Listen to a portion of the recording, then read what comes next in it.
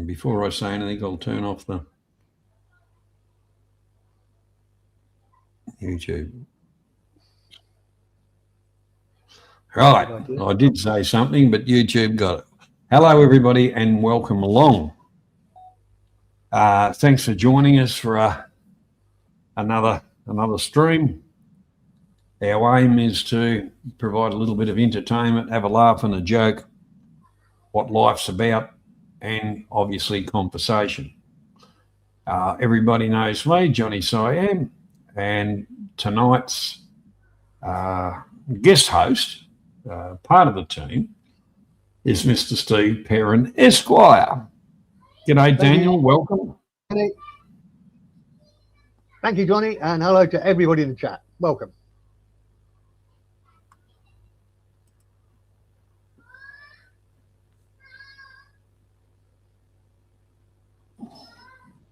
Right, what do you want? Do you want me to do my little it's not a rant really, just quite interesting. Can you hear me, mate? 2 seconds. I just got to. Oh, it just went quiet. I thought you were waiting for me. No. I'm just Robert Mack. Hello, mate. Hello, Robert. John, g'day, mate. How you doing?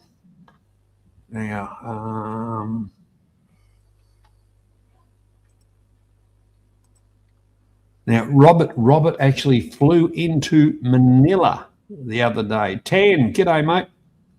Welcome. Robert flew into Manila the other day. I don't know if that's your first trip, Robert, but I tell you what, keep away from Tondo. Keep away. There's a lot of places you don't want to go, but at the end of the day, I'd like you to tell me, I think the Philippines is more expensive than Thailand or where you normally go, Vietnam.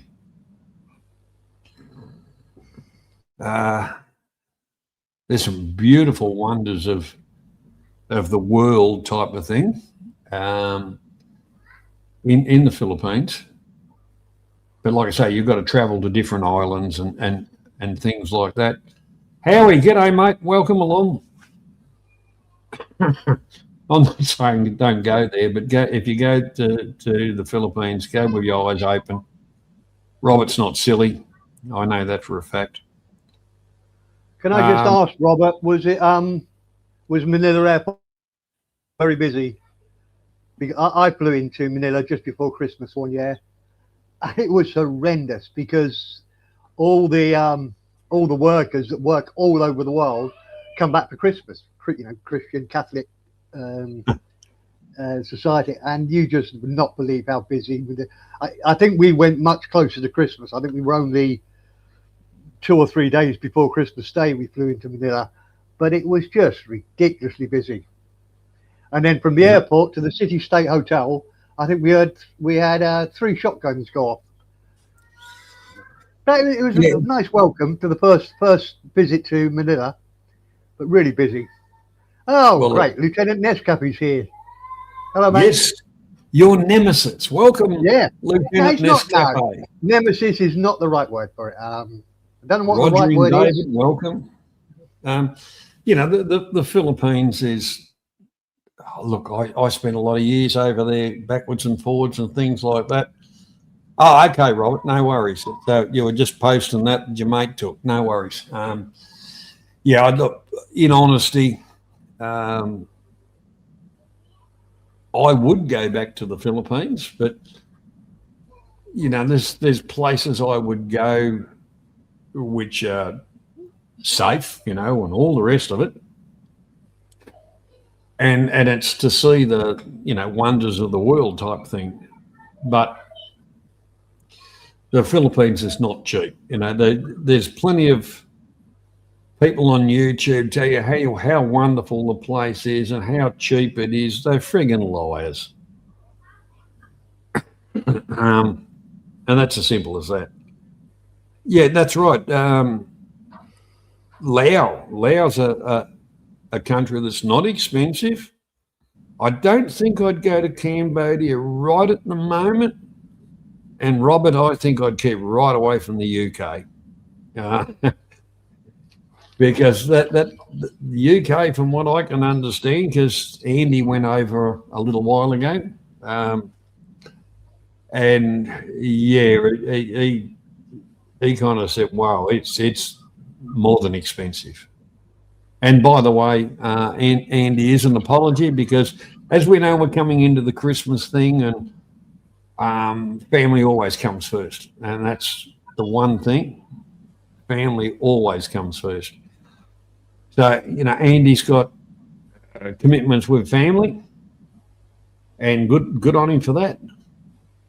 But I'm sure as we get out over the Christmas New Year period, Andy'll have a bit of time up his sleeve, and because he does like a good conversation and a bit of a chat. But yes, Steve. Now, what did you do this week? Well, I don't know. I think we might keep that till the end, but because we've got quite a gang of us already. We've got 14 here. My bit, just so everybody knows, my bit at the beginning is really just to let everybody settle down comfortably and get the popcorn out. I'll do it, Johnny, just to see if we get any more people. But it's just about how the world has changed over the last 60 years. I remember growing up in the 60s, we had two alternative views. We had China, which everybody was dressed in, I think they actually called it mousy tongue, denim, working in the rice fields, ridiculously poor, living on less than $1 a day. And we had the comparison with the shows we used to see from America, The Bewitched with Samantha, where everything was ultra clean, everybody was ultra smart. And it was a totally America. It was we were quite envious as kids because the Americans had 100 different TV shows, not shows, sorry, channels. Then we had 2, 3, depending on where you lived. And England was still pretty good in the 60s, but it was still going through a little bit of faded glory. Suez had happened. England weren't as confident as they used to be. How the world has changed. As I genuinely don't watch half as much YouTube as I used to. Because I watch a particular kick streamer who's in China at the moment in a place called Shenzhen.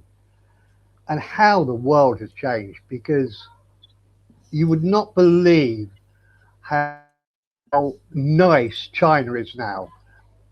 If you look at America and how horrible a lot of America is, it's 50 years out of date. Apparently, if you go to the casinos, it's all faded glory. What's the word, Johnny? It's not faded glory, is it? It's faded, whatever it is. But you know what I mean. It's all old, a little bit dirty, old designs, old stuff.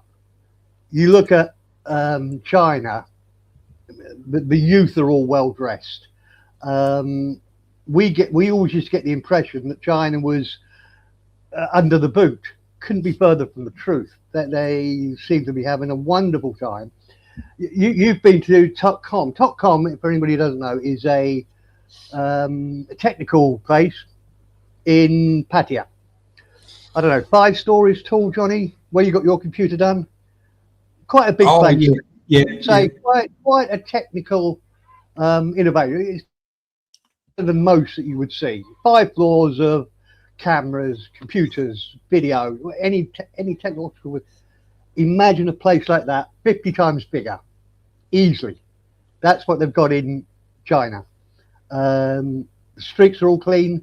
There's no presence of police. Everybody seems well behaved, and they don't seem well behaved because they have to be. It's well behaved because they're having a good life. They've got money in the pocket and they're living a good life. So I just find it really fascinating. 60 years is a wink of an eye, and China is. I think we've always been. It's only because of social media, I think, that we're actually seeing the true face of China, and that it is what looks like a really. I mean, this is southern China, so not too far away from Hong Kong.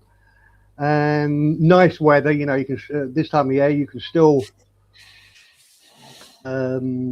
wear shorts, t-shirt, that sort of thing. Hold on, Lieutenant Nescapi's shouting at me. the United Kingdom became irrelevant after World War One. The last nail in the coffin was World War Two. Well, it was still pretty powerful during World War Two. I'm not saying that they wouldn't have won the war without America and without opening the Eastern Front to Russia.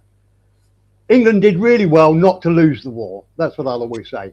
They were very lucky, but they did really well not to lose. And I think Hitler let them off the hook quite a few times. But anyway, that's my rant. And we stopped before I did my bit. We had 14 people. Now we're down to 10. So we won't do that one again, Johnny. I just find it interesting how the whole world changes. And I'll just have one more, which is proper rant. I think everybody knows that I'm not doing this because I don't like Cheap Charlie. I like Cheap Charlie, and I think he's got so much potential. I just get frustrated, rather like a father would get frustrated with a son. But he was having a moan yesterday about India and about how good the UK was because they built a lot of railways in India. Hundreds of miles of railways. What he didn't say, because he was bigging up England, wow, how great we were because we built lots of train lines, built all the trains. What he didn't tell you was before colonization, India was by far the richest country on this planet and had been the richest country for, I would guess, close to 1,500 years. They had something like a quarter of the world's wealth at the same time as England would have had about 1% of the world's wealth. It was only because we went over there, stole all their resources and money and everything, and at the end of colonization, which would be late 19th century, at the end of colonization, England were the most powerful, richest nation on the world, and India was one of the most poor countries in the world. We stole everything, and the reason the UK still gives more foreign aid to India than any other country in the world. And most of that is simply because of guilt, because we took everything. And if the native Indians want reparations, Christ, how much do we still owe India? The wealthiest country in the world, but I could be wrong here, but I would put money I'm fairly close. For about 1,500 years, India was the wealthiest country in the world until we took it all. So there you go. Right, that's me done. Well, hang on. I've got a comment to put up for you. And it's addressed from you, from your nemesis. Okay. The United Kingdom ruled the entire world worth ruling up until 1900.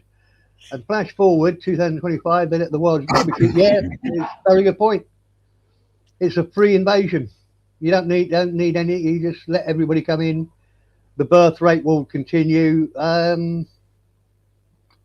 Fortunately or unfortunately, I'm not going to be around. But yeah, it beggars belief what this country will look like in 20 years' time with the next generation here. World changes very quickly, as my first example gave. That now China is so far ahead. I mean, China is about 20 years ahead of America now, I would say, in the way it's built. We saw a lot from, there's a guy that Tony and I know called Gypsy Jaywalk, but he's in northern China, which is far more industrial. It's sort of set up a bit like England, much colder, a bit like Scotland. He's up in northern China. Which is more of an industrial area. I think the areas in China have got ratings, and whereas Shenzhen would be a #1 city, he lives in a #5 city, or it was. He's not far. Shows a difference. He's near Mongolia, and that doesn't look quite so attractive to me. But down in the south, close to Hong Kong, it's not going to be a lot more different temperature to Laos, northern Thailand. Looks beautiful. I would recommend everybody to go there because this Shenzhen, I'm exploring now if we can get over there next year because it looks absolutely fantastic. Really modern, 20 years ahead of America, probably 50 years ahead of England. Go on, sorry, Johnny.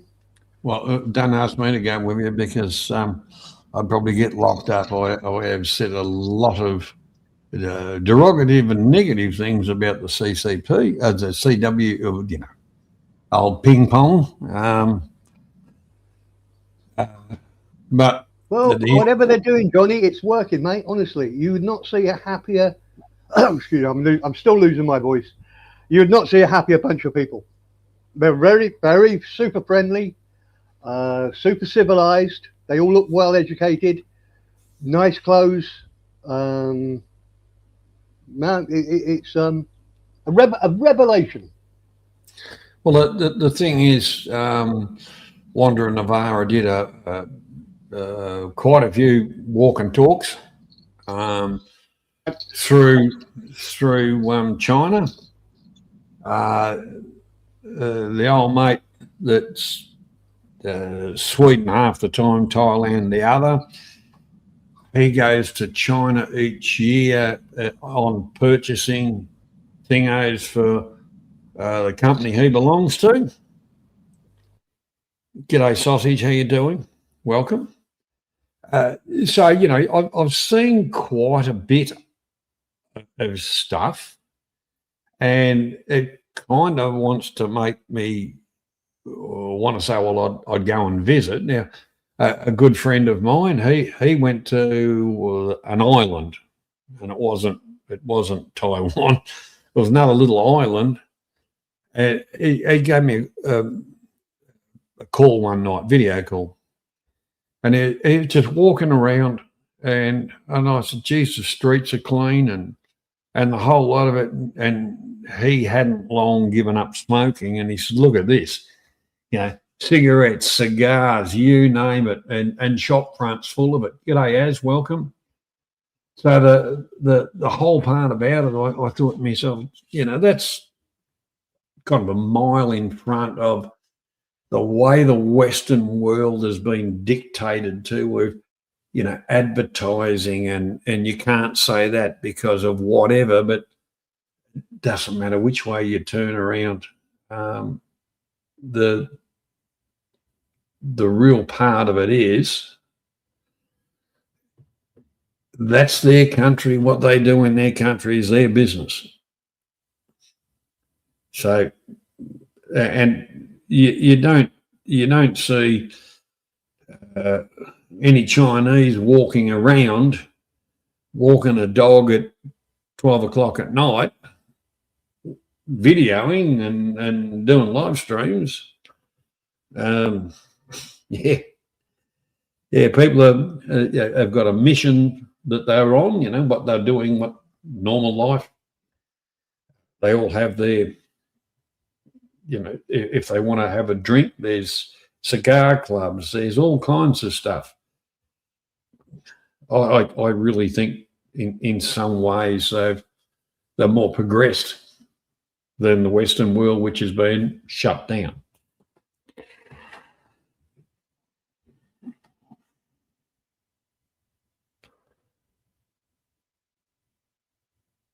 Anyhow, with that bit of commentary, I think we'll move on to a bit of trivia. Yeah, let's face it, it's all trivia. Johnny, can you just Johnny, sorry mate, can you just give me 30 seconds to get a drink of water to ease my throat? Back in a bit. That's all right. That's all right.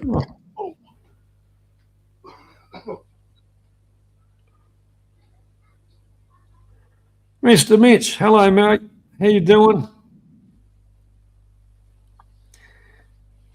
Now, Mr. Mitch, I didn't type it in, but I kind of thought about after your little video, and I thought to myself, well, if you're only able to drive for 1 hour, doctor's orders, and it takes you 1 hour to go from your abode to the doctor's, does that mean that you stay in that area overnight so that you can have your hour drive back home? That's just me being a smart ass, mate. Sorry. Oh,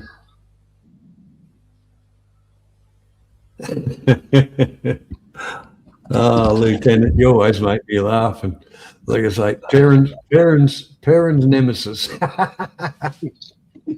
Sorry about that, everybody. I'm okay now. Right.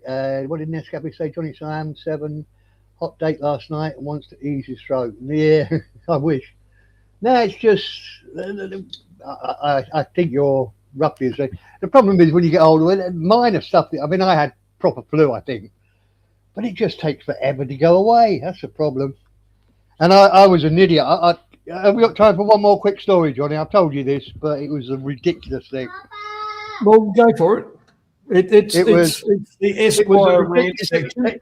It shows what an idiot I am. I got the flu. I've got some medication to ease the phlegm and ease the chest and what have you. And one of the side effects of this is heartburn. What do they call it? Acid reflux, whatever. And it got really bad. I mean, last week it was horrendous. That's why I had to leave the stream early. And I thought, well, I've just got to stop taking these tablets because it said on the bottle or on the side effects, it can cause acid reflux or whatever it's called. So I stopped taking that, and of course that made me get worse again. And then, because my throat was hurting so much, I was taking Nurofen, IBU Nurofen.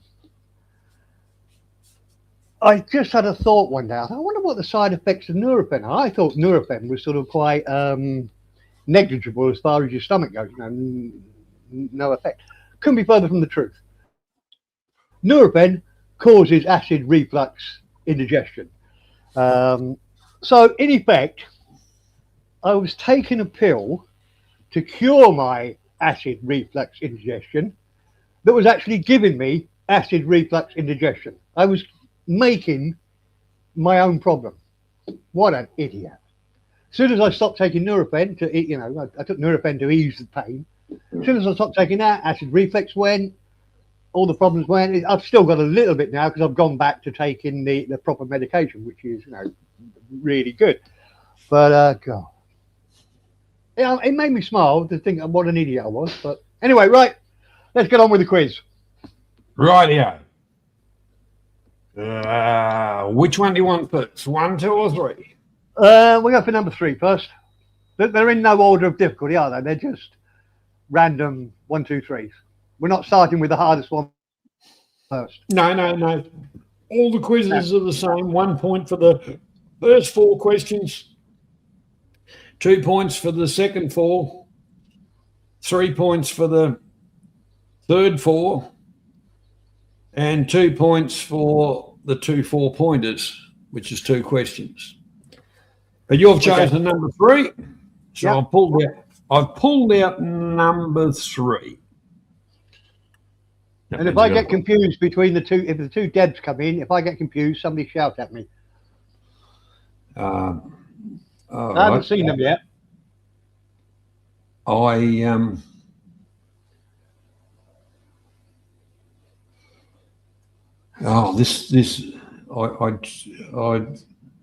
Mr. Mitch, I'm enjoying your stuff, mate. Christ, you've been through the wars. Yeah, I like your little vlogs. They come from the heart. It's what I would call an honest vlog, if that's the right word for it. Is it a vlog? I think it is, isn't it? Honest video. All right, this one is an Australian question, but not necessarily. If you know your history, you should know the answer to this one. If I was visiting the town of Cooktown, what state would I be in?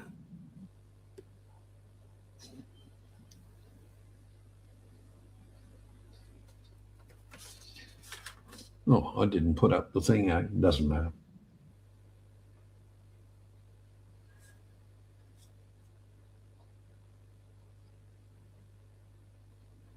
Okay. I can only see one answer at the moment. Oh no. We got 2 answers. Yeah. I was going to guess what Az put in. State of misery. Nice one. The whole part about it, the correct answer is Queensland, Okay. because Cooktown was when James Cook was sailing around and they got the hole in the boat, and that's why the town where they pulled up into a river.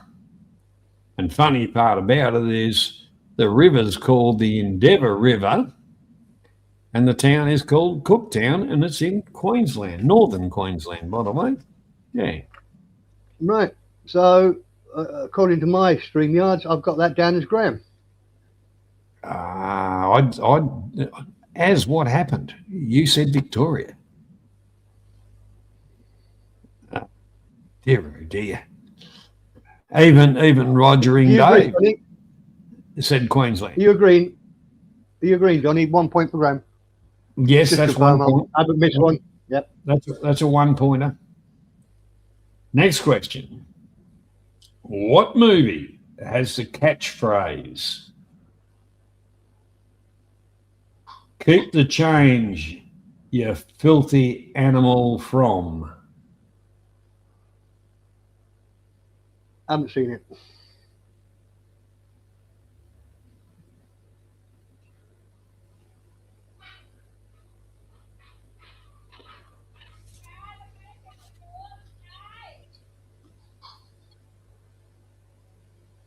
You have seen the movie, actually. Have I? Yeah. Okay. Well, we've got Home Alone. Oh, we got two for the crowd. That must be the right answer then.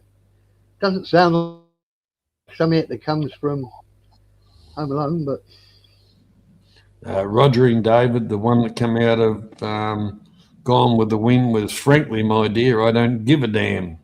Mr. Balding, welcome, Squire. The correct answer is Home Alone. wow. Hold on, let's see who got that first. Aztec got it at one stage. Graham got it. I think Graham's got another point. Hold on. Let's go a little bit further up, make sure nobody's beaten to it.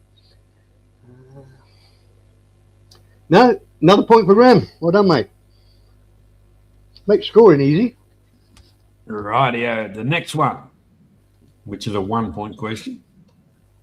Fast Car was a hit for Tracy Chapman, but what popular American male country singer recently re-recorded it?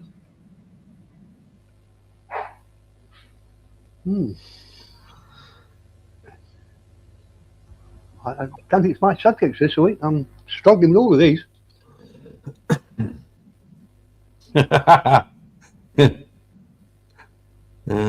Dear. This one will be interesting. It wasn't Slim Dusty, wasn't Garth Brooks.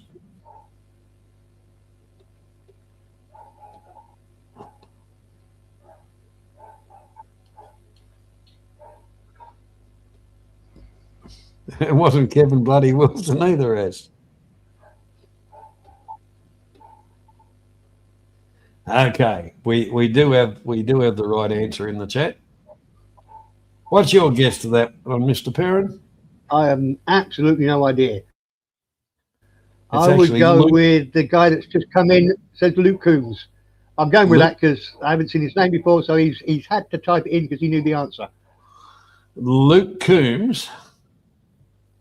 There's only one O in Combs as his pronunciation, but Luke Combs is the correct answer. And is he the first one, John Hubasek? Yeah. John Hubasek, right. Nice play, John. John. Yeah, I knew it'd be a tag team effort, John. Say good day to Tammy for me.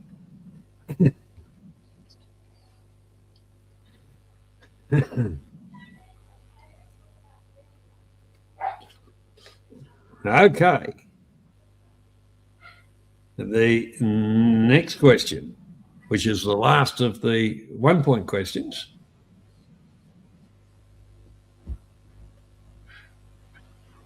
What does the acronym FOMO stand for? FOMO.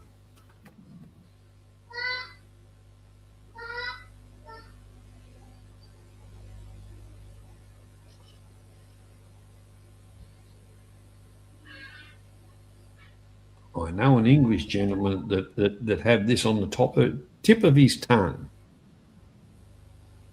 Well, it's not this English gentleman. Pardon?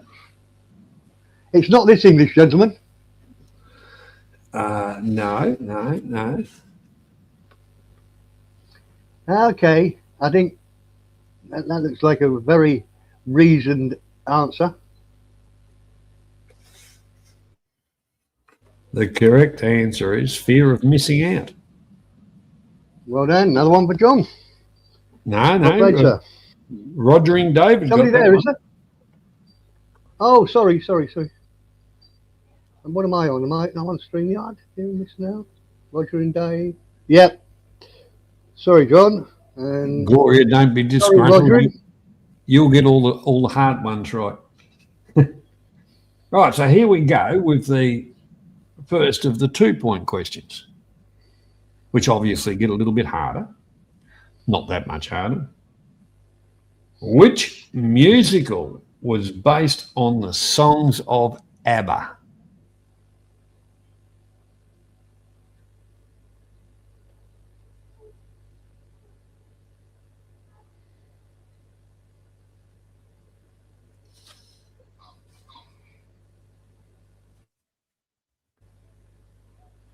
Don't worry, Gloria. I'm terrible. But it is. We've had 1, 2, 3, 4 questions. I haven't had a clue out of any of those questions yet. So we're both in the same boat. What boat's that in? I said the sinking one. Yeah, correct answer is Mamma Mia. And who got that first? John? I'm going for John again. Yep. Graham was out dancing with a queen, and there's Tammy. G'day, Tammy. As kind of got, well, anyhow, doesn't matter. Everybody's having a bit of fun.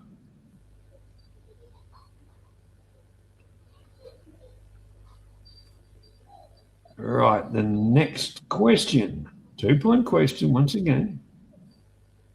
What is often seen as the smallest unit of memory? What is often seen as the smallest unit of memory?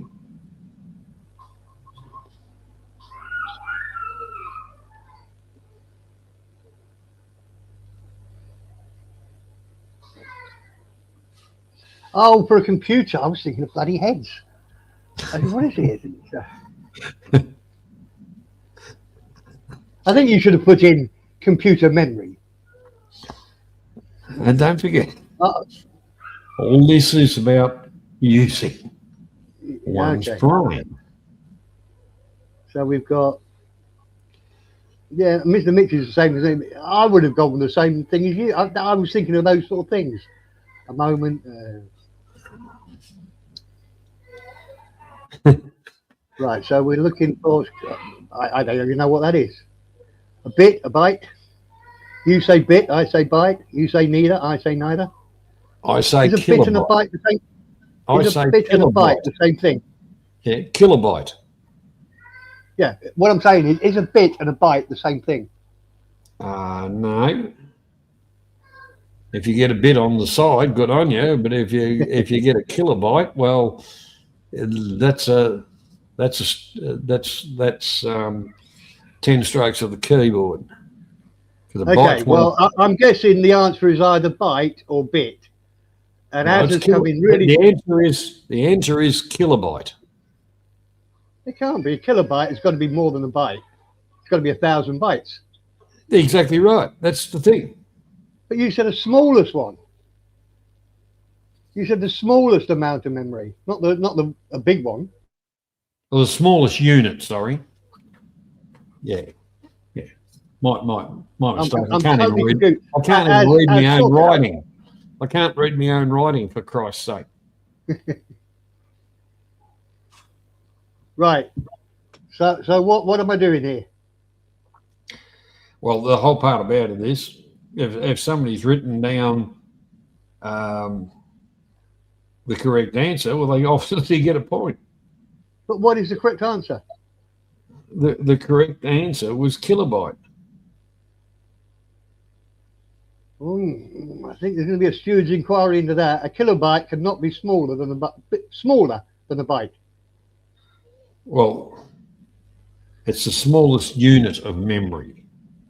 Because a keystroke is a byte, but that's not memory. Okay, Anyway. are we okay with that then? So who's got the first kilobyte? Hopefully it's going to be Az, because kilobyte is. I don't think anybody has got a kilobyte, have they? As an answer. Well, it actually was Az. Right. Yeah, I think that's fair. Az 2 points. There we go. Right. Here's the next one is nice and easy for the culinary experts that we have. What is the primary ingredient in hummus?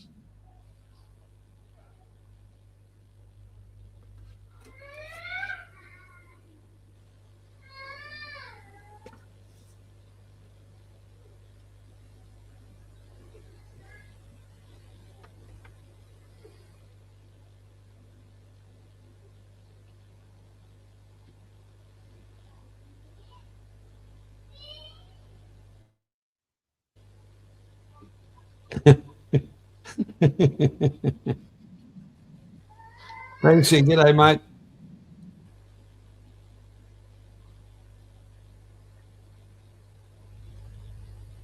You never know, Banksy. We might be.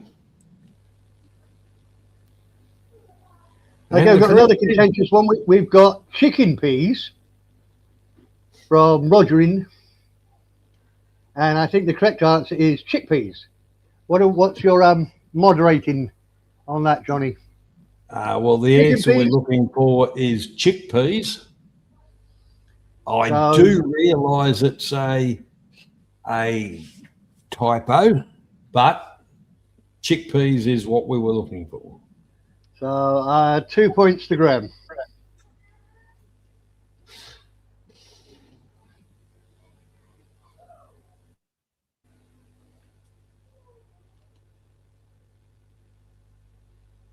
Yeah, it's a problem, Roger.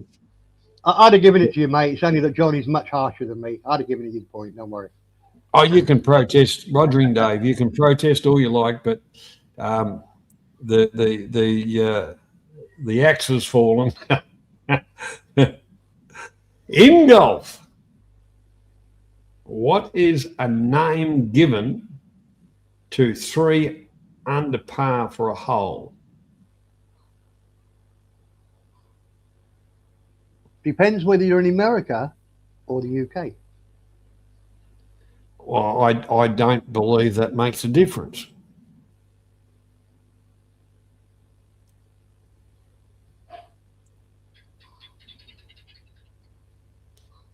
No, Banksy, you didn't get it.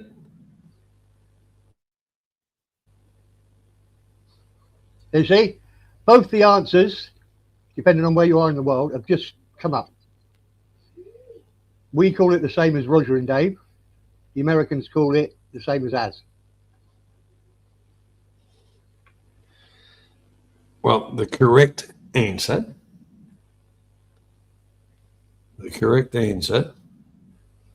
is not a sausage roll, it's an albatross. Yep. The sausage roll picked up by the seagull. So I'm saying that's 2 points to Rogerin. Yep.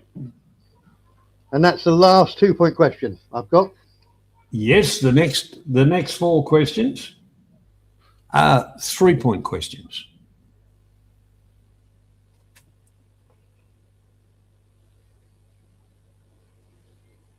I once knocked a sparrow out of the sky with a golf ball. That was a cracking throat. That was a cracking birdie. Killed it outright. Well, the whole part about it, obviously, your sparrow didn't swallow. No. Moving right along. First of the 3-point questions.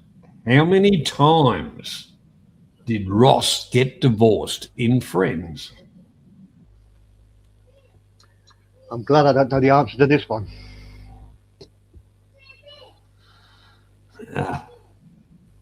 Well, this is going to prove something. Some people have got more time up their sleeve to watch shit on TV.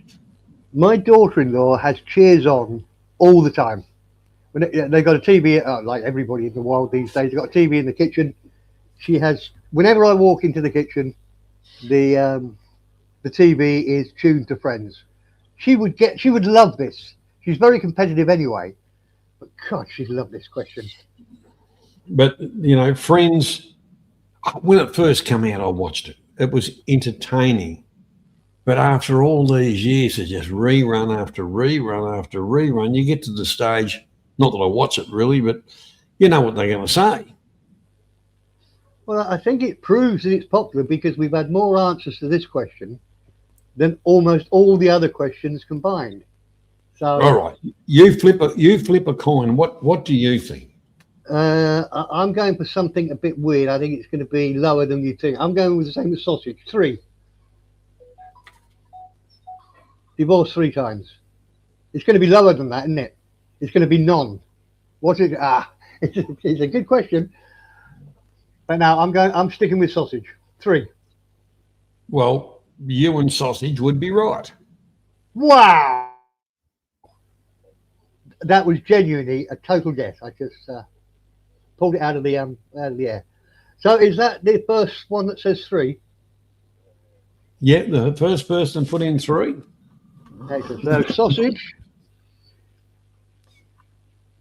gets 3 points. Well played, sausage.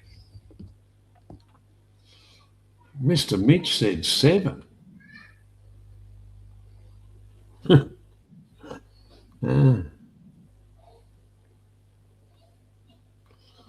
Has ended up taking off his socks because he went to 6. No, that's okay. That's okay. Got to keep the mind working. Got to keep the mind working.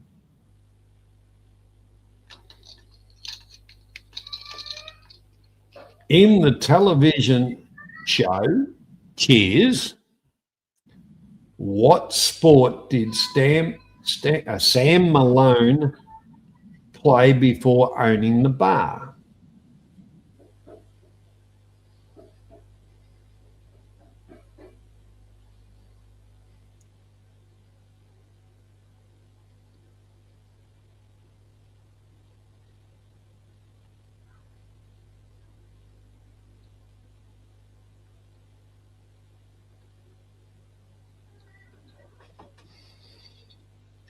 Strangely enough, I've had a clip come up on YouTube Shorts very recently.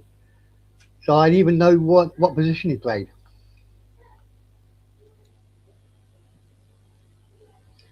So I think we've had enough of the right answer here. It was baseball. Yes. Who had the first one? He was a pitcher, by the way. I was just going to say he was a pitcher, yes. Baseball. Double check, Johnny, because there's lots of answers. But I've got Graham is my favourite at the moment. Well, on the screen, and we're both looking at the same screen, the first one to put baseball down was Graham. Correct. Yep. Then it was followed by Mr. Mitch, and then then Tammy.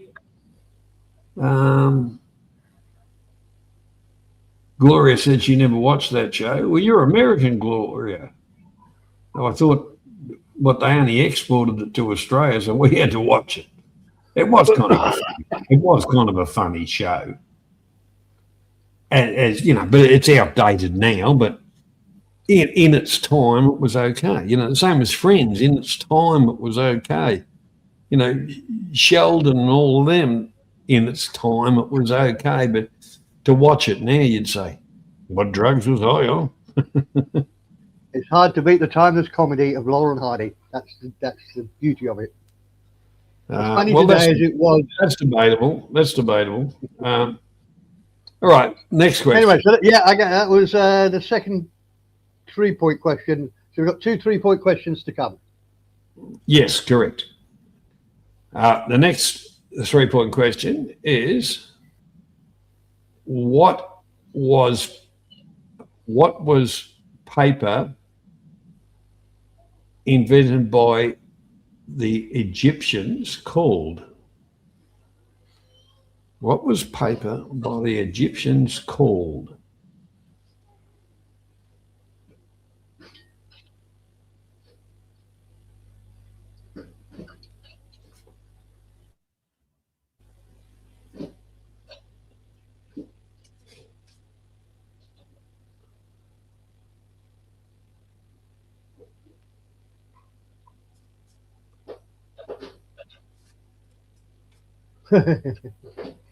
Tom, I can't smell. I hope you did that deliberately, Graham.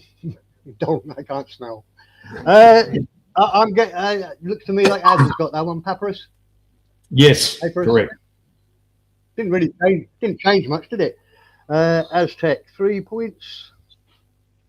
Well, it came from the reeds on the river, you know. So you only need cellulose and, you know, and all the rest of it. Beat the shit out of it and change its fibre content, and yeah. All right, the last of the 3-point questions. How many ghosts chase Pac-Man at the start of each game? Oh, ghosts. I thought you said goats. Ghosts. G-O-A-T-S. We're talking Pac-Man, the game, you know. How many ghosts chase? Yeah, I know. Yeah, I'm trying to think. It's a good question, actually.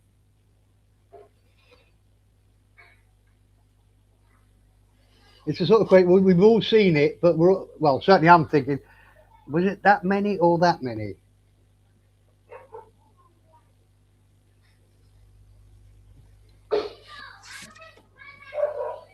I think those are the best sort of trivia quiz where you think you should know the answer, but you don't. You're not sure about it. You've seen it hundreds of times, but you're not sure. Well, what I try and do is play with the mind, because you know the answer, but it's just at the back. You just got to bring it forward, you know. Yeah, it didn't work with the first 5 or 6 questions, Johnny. I didn't have a clue on any of them. The golf one was the first one I was sure of, I think.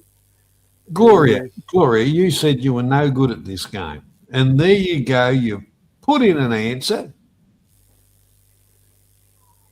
and it happens to be the right answer, Gloria. There was 4. But unfortunately, Aztec just beat her according to my StreamYards. Yes, well, you're looking at StreamYards, correct? So but you pipped at the post. Yeah. The one thing about it, Gloria, you said, I'm no good at this, but I knew there'd be a question that would entice you. And I would have said 5 or 6. I thought there were more than 4. I would have gone for 5 or 6. No, it's the best question so far. So sorry, Gloria, but it's the last 3 points to Aztec. Is that this section finished, or we've got another one? No, we're on to 4 points. Okay. And we've got 2 questions on the 4 pointers. And the first question on the 4 pointers is, which system in the human body is responsible for hormone production and regulation? Now, come on, Gloria, tell me you don't know that one.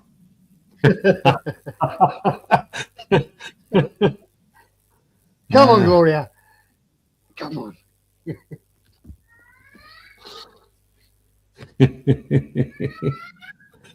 And that question was just on the list, Gloria. It wasn't set up for you. Yeah.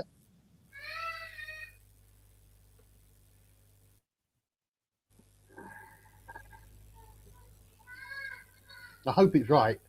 Otherwise, we've got problems. Christ, I don't even know what that word is. I can't even say it. Well, the whole part about it is it's called the endocrine system. Uh-oh. Stu's no. So I think that's 4 points to us. I think he spelt it as well as any man could. Which at the end of the day is a bloody thyroid anyway, but Yeah. Yeah. So who's getting it? I knew that was right down your path, Gloria. Okay.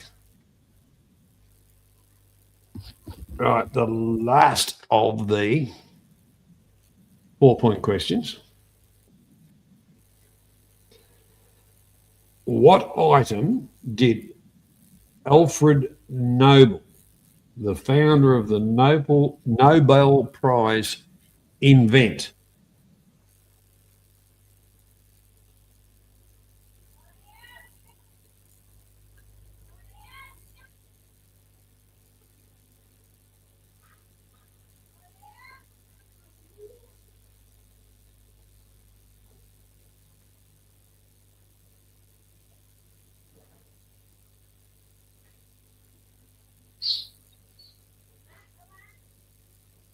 Questions are easy when you know the answer, aren't they?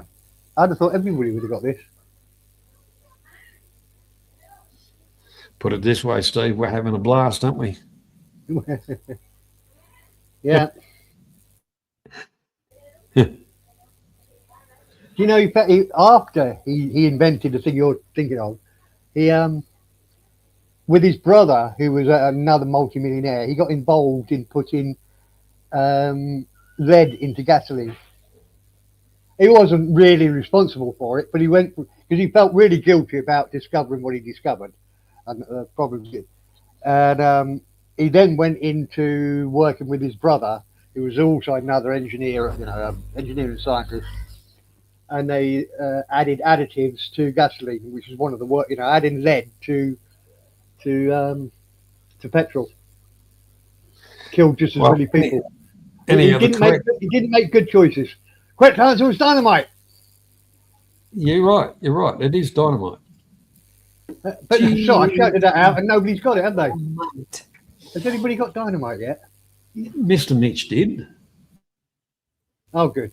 Well done. Right, Mr. Mitch gets 4 points. Was that the first one, Johnny? I can't see. Did you get the points, yeah? Mr. Mitch? As said bombs. Then he said missiles or something, gunpowder. Then Mr. Mitch come in at 21.59 with dynamite.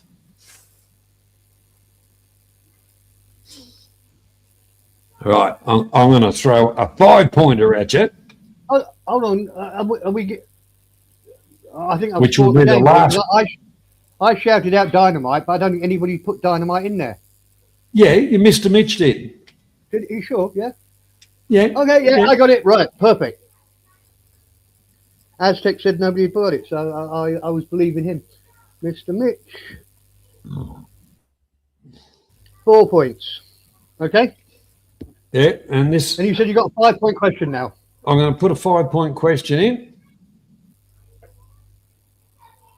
and to get 5 points, you've got to tell me the 5 people. Who were the 5 main singers in the Travelling Wilburys? Good question. Who were the 5 main singers in the It's Travelling? Take a long time to type it out, though.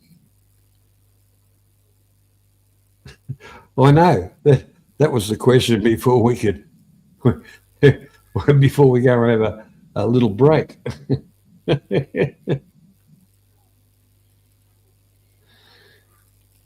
Now you got to put down 5 names, people.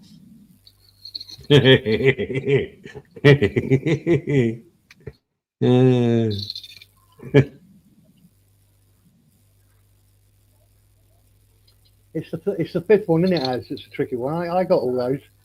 Oh, cool. No, yeah, I know who it is. Easy. The last one. Just can't think of his name, but he's the biggest guy there. Right. Okay. Got it. Yeah, there's five. You got four of them. There's five of them, as we know. Yeah. I got the fifth one. The fifth one? Yeah. Or the fifth one in your lineup? Yeah, there is. No. And it's all Aztec's got the four. I know. I got the fifth. SD football, welcome. Graham's How you got doing? It.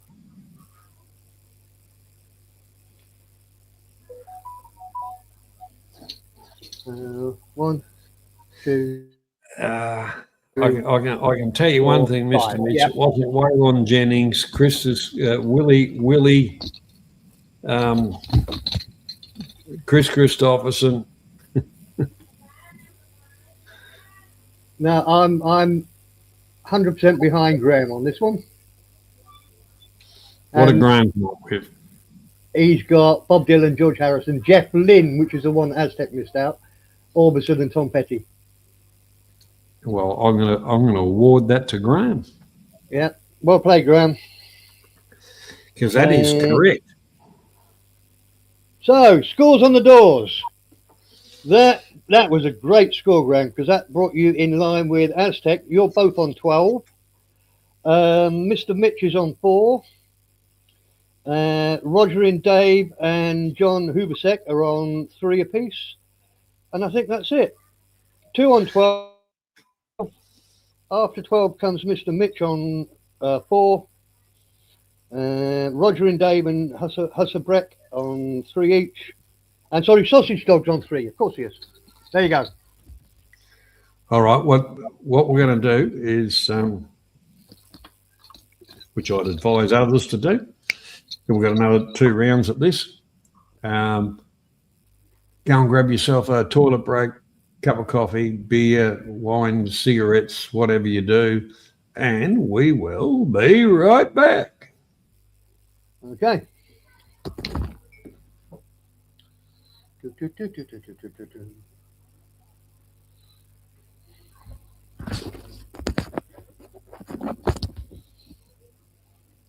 I'll play this, Johnny, just to give people something to look at. Oh, he's gone. I'll take the banner down then. This is just a time filler. We'll perhaps play it again in the next interval, but let me just find that. Yep. Wake it up, mate. Beer interlude. Open. It's only about 3. If somebody, one of us, and it will just die, won't it? When it finishes, it will just die, and we'll go back to a blank screen. Okay. Open up.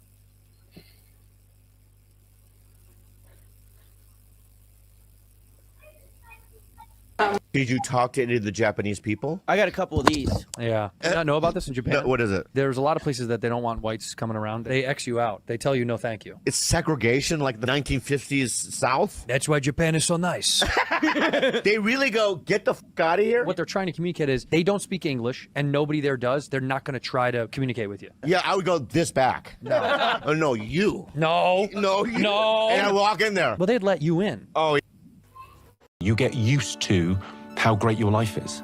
No one had a hot shower until 50 years ago. So I try and do this thing when you stand in a hot shower. George Mack, my friend, pointed this out to me. Went, well, look, when you stand in a hot shower, just for a moment, just go, well, no one that you admire from 100 years ago had this simple pleasure in life.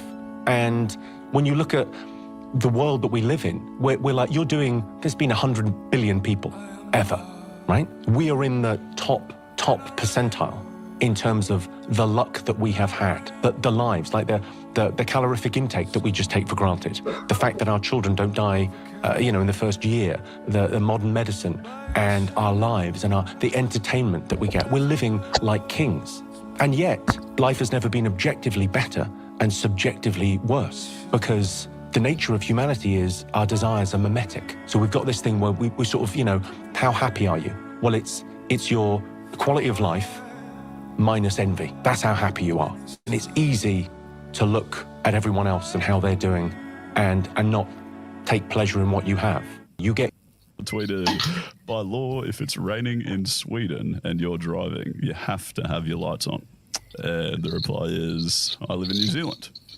How am I supposed to know when it's raining in Sweden? Daughter, what does gaze mean? Me, well, you know, mum and dad love each other very much. Two men can love each other in exactly the same way. All right, so what does penetrating gaze mean? You say, read me the whole sentence. Daughter, she stared at him with a penetrating gaze.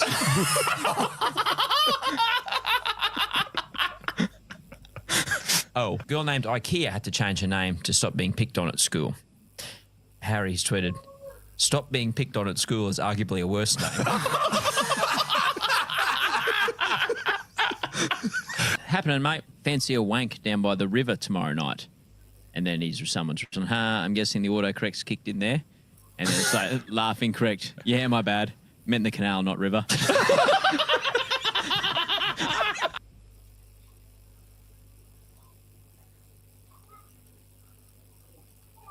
Oh, wow. I totally got that on camera, you piece of shit.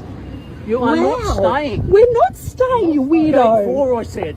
Yeah, We are. Holy shit. Gate 4. that's where I'm going. What do you reckon we're doing? Gate 4. Yeah, that's where I'm going, bro. Wow. That's You're an where I'm absolute going. psycho. Gate 4. Say it again. Wow. Gate 4. I've got it. Thank you. Gate 4. Righto. You're going to go viral. Cool. Hello. Wow. I heard you, mate. Have you seen how big this is? You have to turn the bus around. You're so fucking unhinged, bro. Gate 4. I'm hearing it. Gate 4. Wow. Go. You're going the wrong way. Yeah, cool. Thank Okay. you. Don't want to turn around on the grass here. Wow. Gate 4. That's where I'm going to.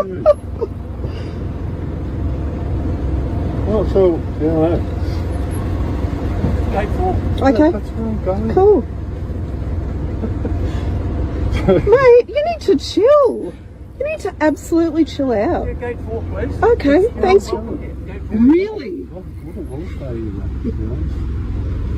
You're kind of freaky, man. Gate 4, please. Which gate? Gate 4. Which one? Which gate 3?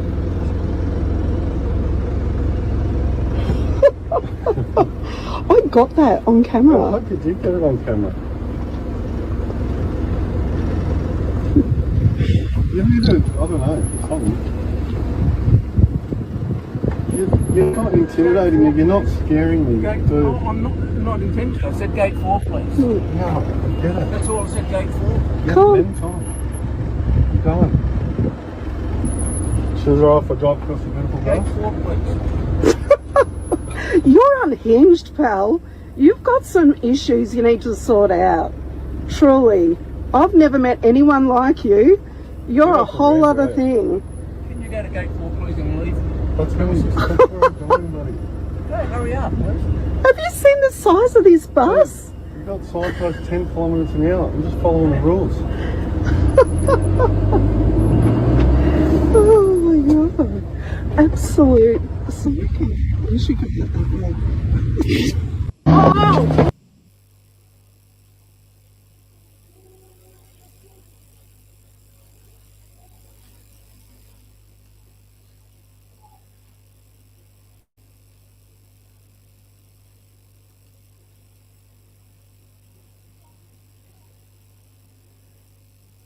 That's it. That's the entertainment over. It was good though.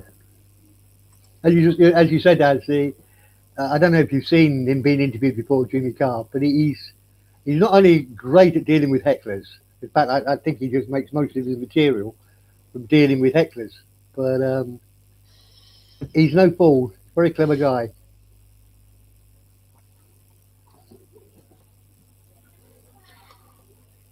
Well, you know, the whole part about it,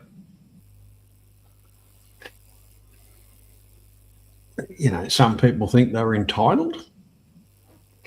Some people think, you go the other side of it, that they can rule the roost to a certain extent. But from what I saw of that, it's interesting. Well, Here's it's this whole food. concept. We never appreciate what we've got. And the fact that a 15-year-old boy has seen more naked women than a king from 100 years ago, it's just ridiculous, isn't it? The world changes so quickly. I don't know why I brought that subject up, but it's a famous thing to say that. Well, I'm going to stop there. I remember when I was young and the world had just begun. Long hair was the thing. That was the in thing, and you're cruising down the street. Being a young bloke, you're cruising down the street. You say, "Oh, look at that, nice long hair." Looks all right, and it turns around, it's got a beard and a fucking moustache. You go, fuck off, idiot. Yeah. Did you manage to have a sip of a? Yeah, I got another copy here. I'm just answering Spoon, and I'll be right with you. Just thank you. He gave me the idea for the text on there. I paraphrased your. It's not originally his, but he came out with a joke last week, and I was the only one that caught it, I think. What was Spoon being funny? He was being very funny. It was when we disappeared last week, and we weren't, or I wasn't firing on all cylinders, so we just left the blank screen up, and Spoon came in with I can't remember exactly. It was a little less, a little more beer top questions, and a little less beer, something like that. So I don't need to actually type it in now. I can just get rid of it. But it was the best line. And he said it better than I did. Well, the whole part about it is that's the one that is actually, used to have a motorised sofa and drive down to the bottle shop. Yeah, okay. Well, it actually comes from that saying actually is closer linked to the Elvis song, isn't it? Little less conversation, little more action. Timmy lost his channel. Oh, that would be a real shame. That means there's one more dickwit. And everybody knows I don't like Timmy. I don't like what he stands for. You, Johnny, to be honest. Well, that's probably because I call him a fucktard and all those kind of things, and a disgusting human being. But anyhow, yeah, that's about right. That was the one that really... I was always kind of against him, but that was the one as that when he went and took a shit in a shop owner's bloody doorway and live streamed it, that just proved what kind of a disgusting human being he was. Yeah. Anyhow, that makes me happy, Spoon. Thanks for sharing that. 2 points. No. Yeah, give you 2 points for that one. Righto, Mr. Perrin. 1 or 2 is the next choice. We'll go for 1. You're going for 1. All right. Yep. We'll go for 1. Everybody ready? If you're not ready, put a 1 in the chat. If you're ready, just put a 2 in, and we'll get going on the next lot of questions. We're back to 1 point now, are we? Yes, these the first 4 will be 1 point. The second 4 will be 2.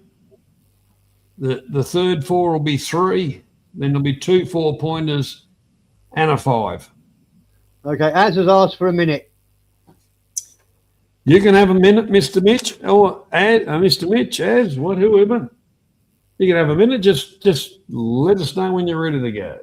Oh, 1 is you're ready to go. 2 is I don't remember what I said. It was one of them. So I wasn't listening.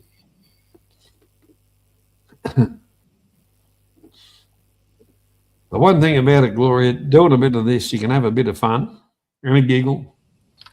And the whole part about it is It's only trivial, but you might learn something. Okay. As it's back on the sofa, we're ready to go. I'll give it a couple more seconds.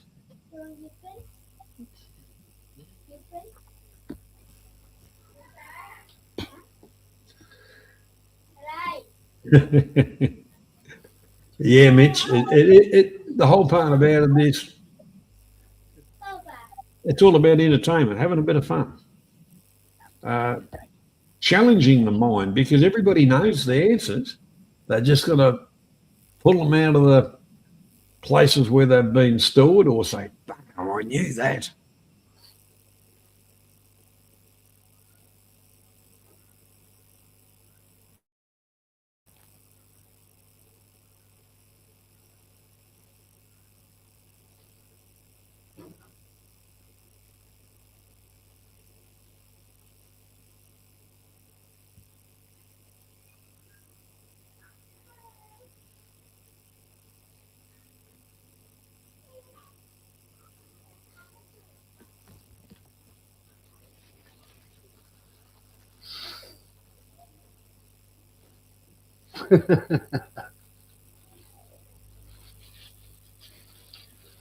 Rightio, let's go.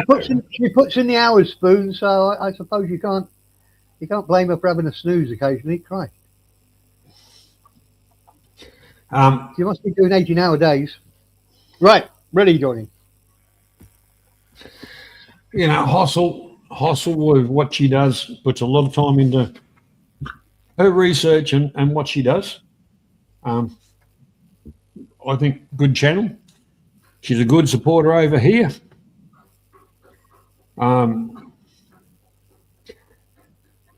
You know, we've got, which makes me pleased and proud, we've got some good supporters. And that's what it's all about. People getting together, having a laugh and a joke, nothing better. Rightio, the first question, which is a 1-point question.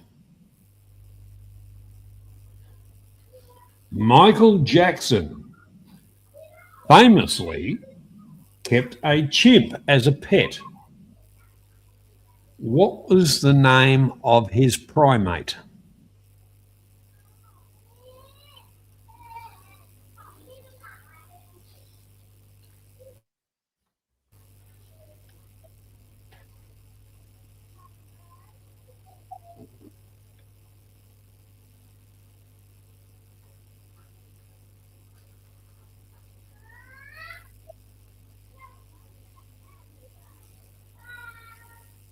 Who said you didn't know how to play this, Gloria?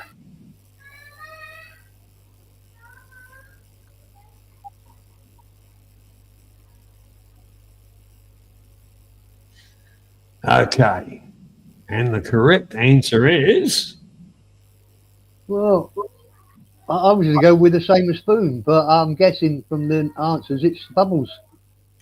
That would be the correct answer. Which gives a point to Aztec.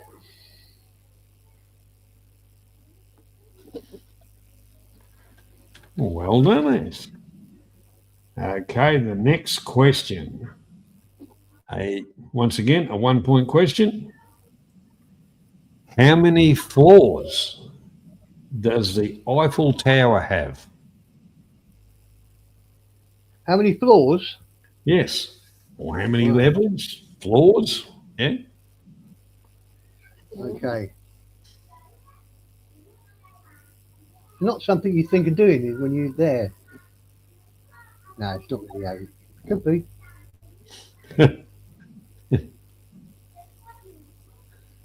I've been up it 6 times. Does that count for anything?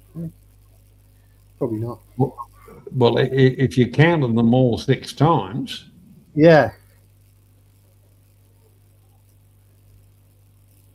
I'm going between Aztec.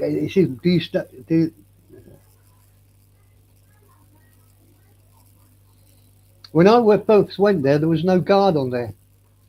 It was I would have been about 7 or 8, and it was head height. You could jump over, let balloons off.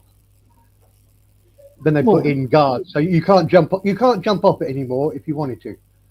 Well, I don't know why they did. Everywhere it's that's kind of stuff. You're blocking out people with fences and guards and that for the idiot few. I think let them jump because that's halftime entertainment or whatever. Yeah. And the whole part about it is they want to jump off something. If the Eiffel Tower is enclosed or whatever, which takes away the whole part of it. If somebody wants to jump, well, go and jump off the Brooklyn Bridge, or put a scuba outfit on and walk beside the tunnel. Well, this is a subject. This is a subject for another good topic, actually.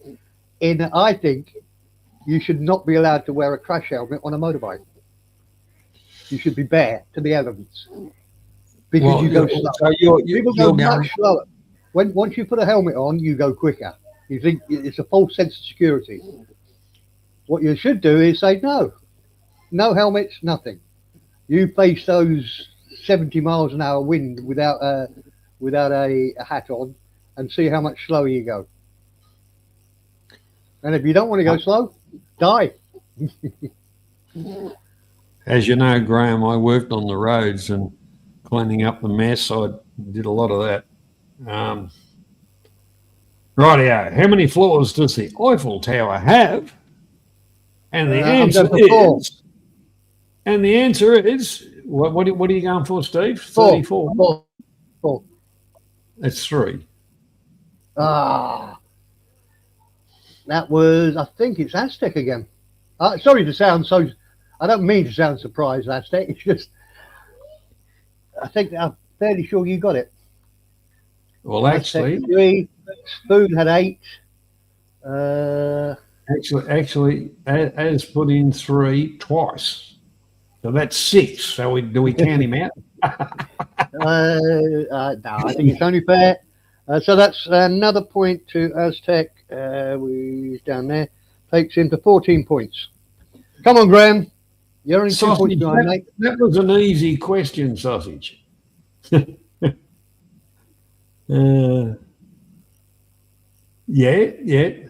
I doubt that you've ever got the 300 kilometres an hour on your tricycle, pedaling down that hill.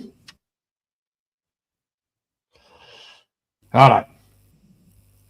Let's get serious again. Which country would you visit the visit to see the Colosseum?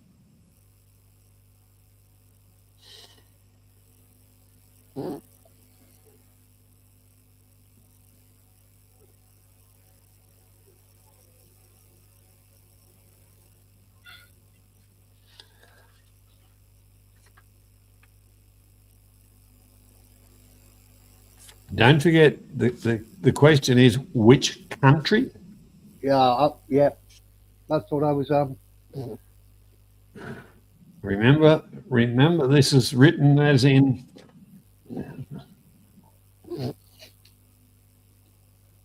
Okay, I think that's sausage.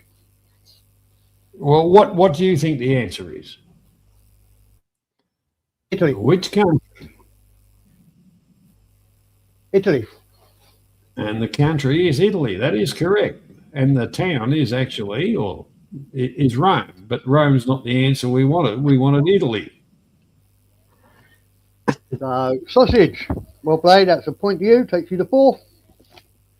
Those single points, aren't they? Hold on. 1, 2, 3. It looks like I've got one more. That's it, Mitch. I play with people's minds with some of these questions. Slimy little sucker, aren't I? I'm calculating we got one more 1 point question. Is that right? We have this question coming is the last of the 1 point questions. Okay. And it is, what is the name of the world's largest coral reef?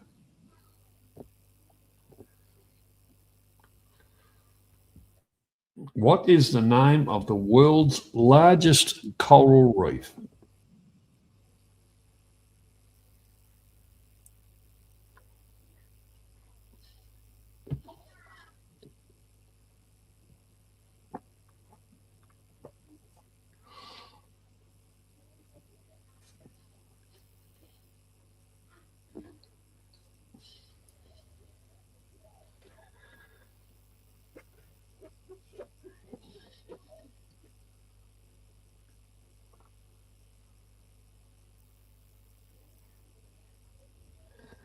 Okay, Mr. Perrin.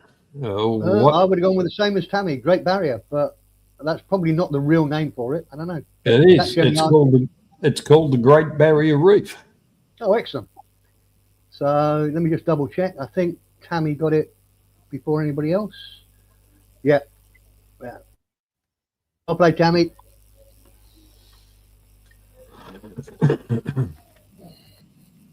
Rightio. The next four questions are 2-point questions. Obviously, they get a little bit harder, but anyhow. What is the world's deadliest spider? What is the world's deadliest spider?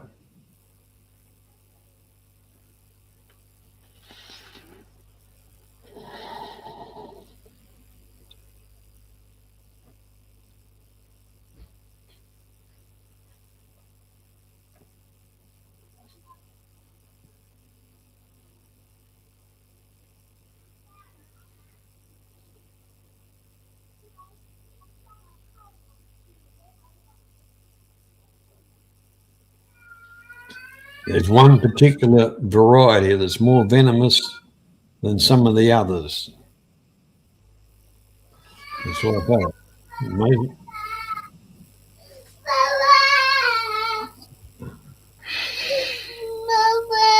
Oh, what's wrong, baby? Hold on. Just muting myself for a second.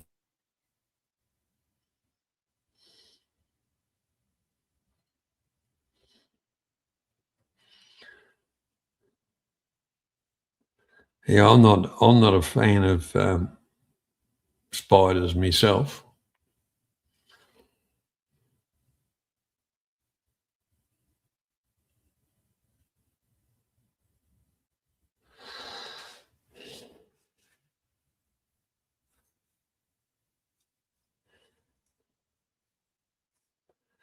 Okay. It is actually the Sydney funnel web. Now, mind you, there's a few different varieties, but the most venomous is the Sydney funnel web spider. So I'm going to leave Mr. Perrin to work that one out. Sorry, Johnny, I was away. I had a crying 3-year-old here. His mummy was that's hitting him or something. So I missed everything. My answer was going to be the Black Forest Gatto. Was that close? No. Well, the whole part about it is the question was, what is the world's deadliest spider? Correct answer is the Sydney funnel web. Okay. Sydney funnel web. Graham got it at one point. Rock spider. Funnel web. Graham got funnel web earlier on as well. Sausage dog got funnel web. But it's got to be red funnel, whatever you say. Well, it's got to be Sydney. It's got to be the Sydney funnel web. Okay. It's a slightly difference in species, that's all. Yeah, I'm giving that to Graham. All righty. 2 points. All right, the next question, which is a 2-point question.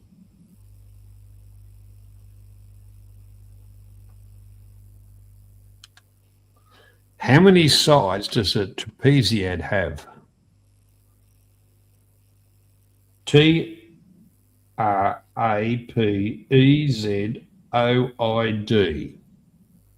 Trapeziad. Have.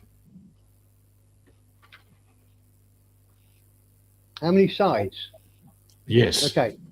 Right.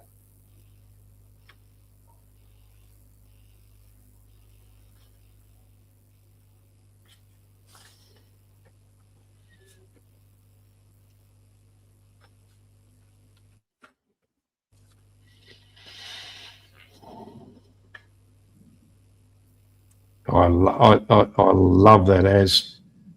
and answer with question marks. Yeah. Trapezoid, trapeziad, or whatever. Yeah.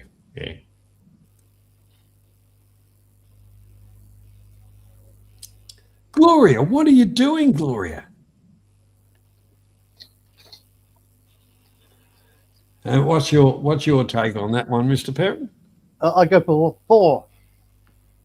Well, you'd be correct. And I wouldn't have had a question mark after my answer. Just saying. Well, who are you going to give it to? As got it. As long as you're accepting the question mark. He wasn't asking a question, he was given an answer. As got it first, I think. Just wants to just beat Gloria by thousandths of a second. A 15th, yes. So he got 4 trapezoid, then in the same minute or same second, Gloria got 4.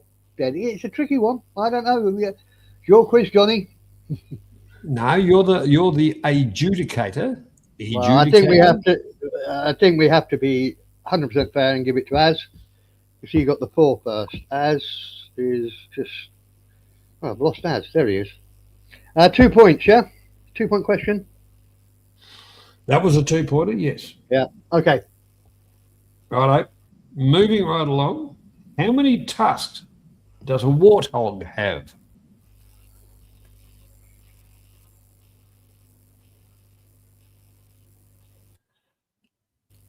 Hello, Vic. Welcome along, mate.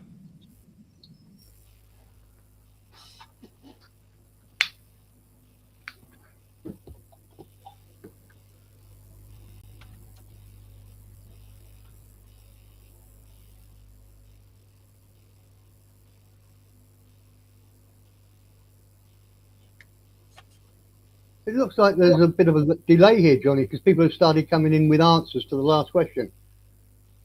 Or have I missed something? No. Well, the last question was a number, and this question's a number. Oh, shit, of course it is. And numbers are universal, aren't they? Have? Yeah. Why didn't I know that? That's the same answer. What's happening? I got to pay more attention. Okay. Okay. What do you surmise the correct answer would be? I'm thinking you'll have gone for the both answers to be the same. So it's going to be 4. I think you'd be right saying 4. Okay. And the top one is. G'day, Tim. How you doing, mate? Welcome along. I've got Aztec just beating Spoon by a whisker. Oh, Debs. Hello, Debs. Good morning to you. Tony. G'day, buddy. How you doing?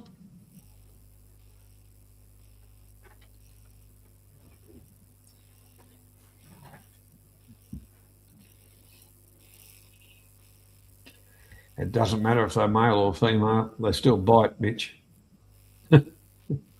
Bastard things.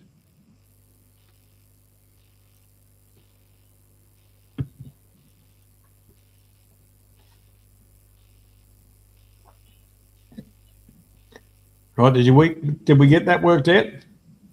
Yeah, it was 2 points to Az. Rightio.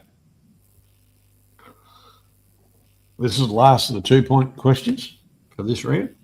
And let me just double check. Yeah, hold on.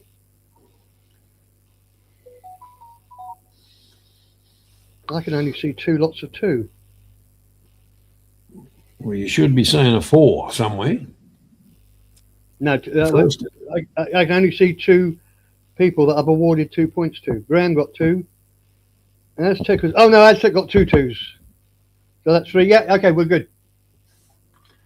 Righty. I'm just I'm typing under your ID, Johnny. So that hello and welcome. No, that's okay. That's okay. Me. I don't know what's happened, but it's just because I'm on StreamYards. Yeah, that's fine. So that was a welcome from me, Debs. Sorry. The last of the 2-point questions. What Yeah. do you call an animal that doesn't eat meat?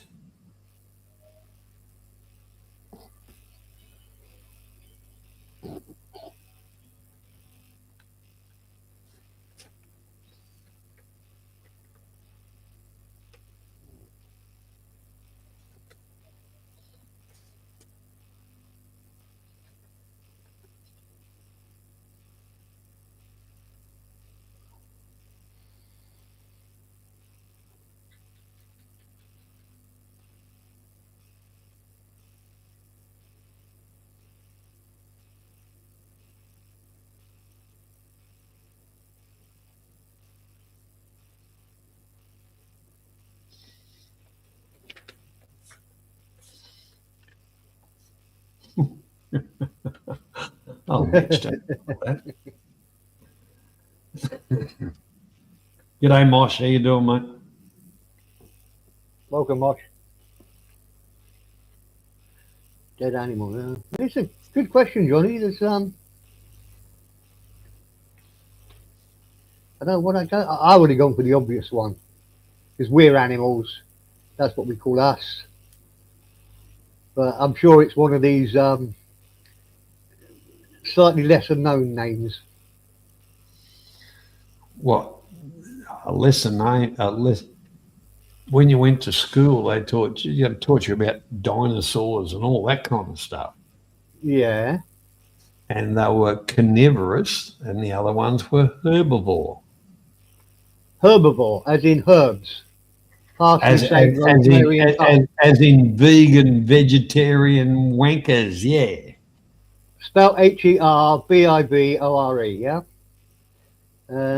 Hold on. Right. Hang on, I got to read mine right. Could be in there. Going up so far. Herbivore. Well, yeah, the spelling. But two people have got it right. Oh no, more have got it right. Spoon came in with omnivore. I'd give it to you, Spoon, because that's close enough. But the first one is Aztec, just above Spoon. He's got herbivore. No, that's fine. That's Aztec. That's the last 2 points. That's the last 2-point question. Now we're on to 3-point questions. Right. It's taking a while, this, Johnny. What time is it? I don't know. In Melbourne, it's 22:11 in Melbourne. You'd be right. Righto, 3-point question. Now, this is a question that we can talk about when the answer comes up, but the whole part about it, a very interesting question. What is the name of the mischievous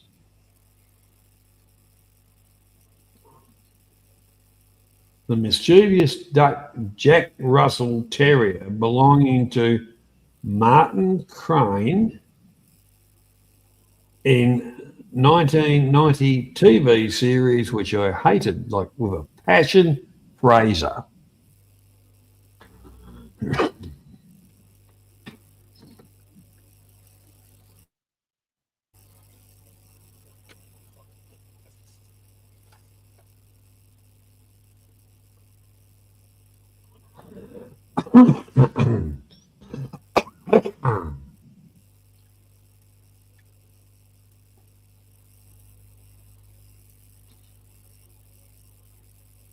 Oh, that's, yeah.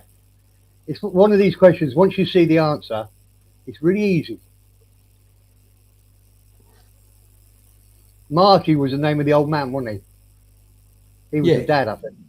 The ex-policeman.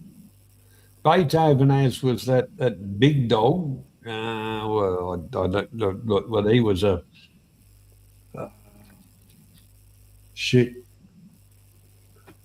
Yeah, huge dog. But the whole part about it is, Gloria, you said you were no good at this, and you just that 15th slow again, Gloria. Eddie was the Citizen Debs, 3 points. Well played. Comes Yep. straight in with a score. Gloria for somebody that started off saying, I don't know anything. But I'll learn something. I'll have a bit of fun. You're doing well, Gloria. I think she had a hell of a lot of second places. Excuse me.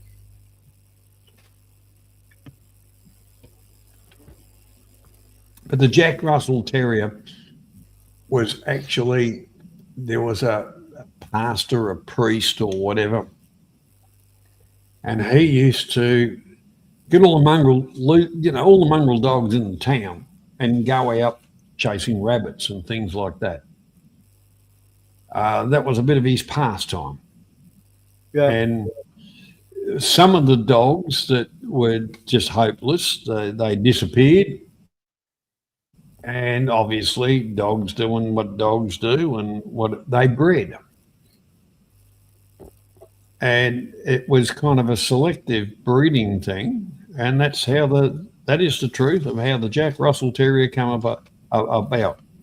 The Jack Russell was actually a minister, a priest type of person. Yeah. Can I just explain to Gloria, because we haven't had this problem, just to explain. StreamYards is constant across everybody's computers, wherever they are in the world. StreamYards works it out first. Your own individual chat gives you a slight advantage.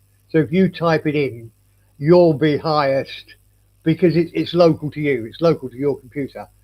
And it doesn't sound fair, but it's the only way we know to do it. StreamYards is constant around the world.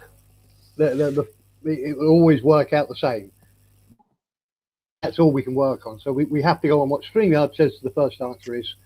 And I think it does make sense that StreamYards is international, whereas your local bit of equipment is local to you.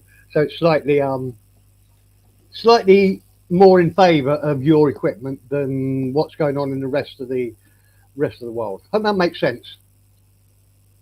Yeah, well, the whole part about it, Gloria, when it comes to us, it's all time stamped.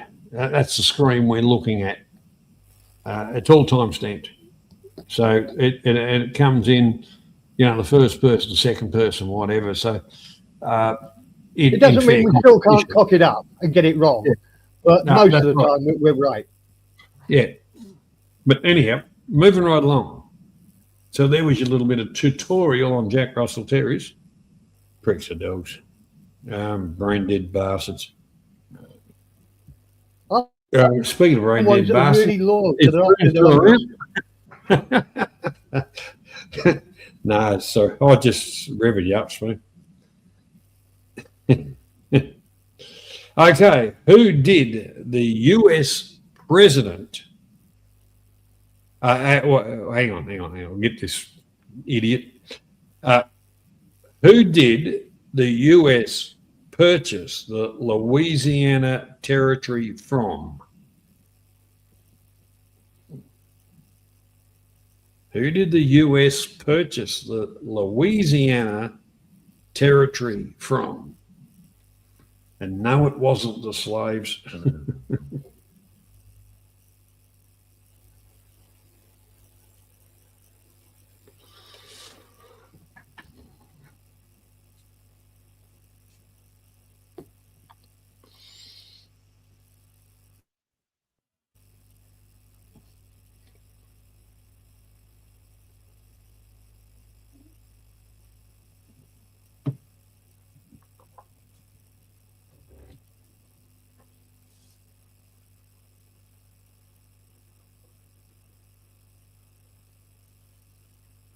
Okay, we got enough answers?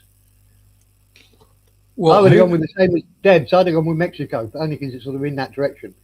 Most people are saying the French. What's the score on the door, Johnny? Mexico or France? Well, the whole part about it is the French. Okay. First French is... Debs came straight in with Mexico. That's why I was... And Graham as well, so that gave it a bit of credibility. And it's Spoon. Well played, Spoon. I think that's your first points. Let me just double... Yeah. Spoon. 3 points. Spelling doesn't mean everything, Gloria.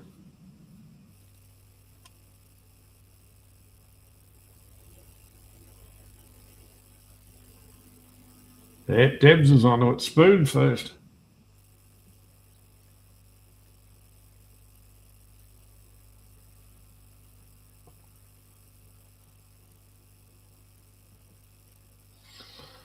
Oh, he's one that's right down as is lane, you know. You ready for the next question, Mr. Perrin? I'm ready. Righto. What popular 1990s television series did Callista Flockhart star in? Oh, I know this, but I can't. What it was called.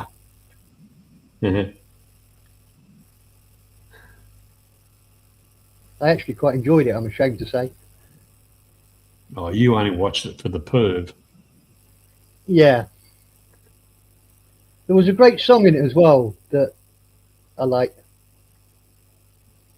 With the dancing baby.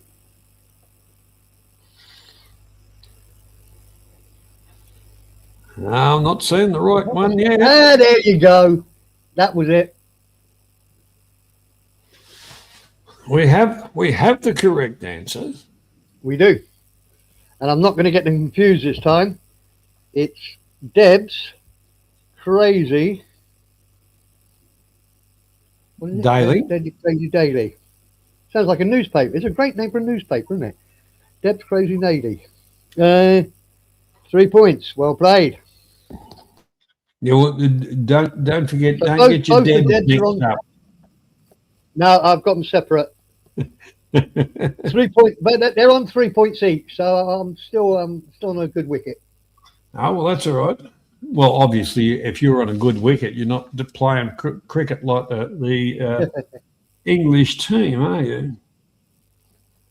Okay. This is the last. This is the last of the 3 point questions. Yes, it is.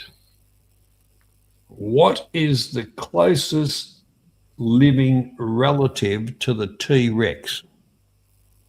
The closest. He lived next door. Yeah, well, obviously, relatives, mate. You know, they always move in next door. Living relative to the T-Rex. Is that what you said? The closest living relative to the T-Rex. Yeah, it's a good one. No, it's not going to be crocodile. Too obvious. Well, actually, you might be very surprised. Now they all come from birds, don't they? Birds is the evolutionary outcome of dinosaurs and stuff. I think. No, I'm thinking of pterosaurus, aren't I? I don't know.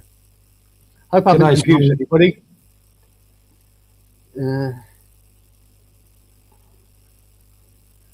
Komodo dragon, that's a good answer. Yeah.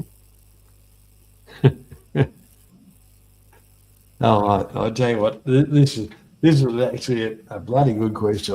I've actually asked this one in the past prior because it's the pisser of a question. Go on.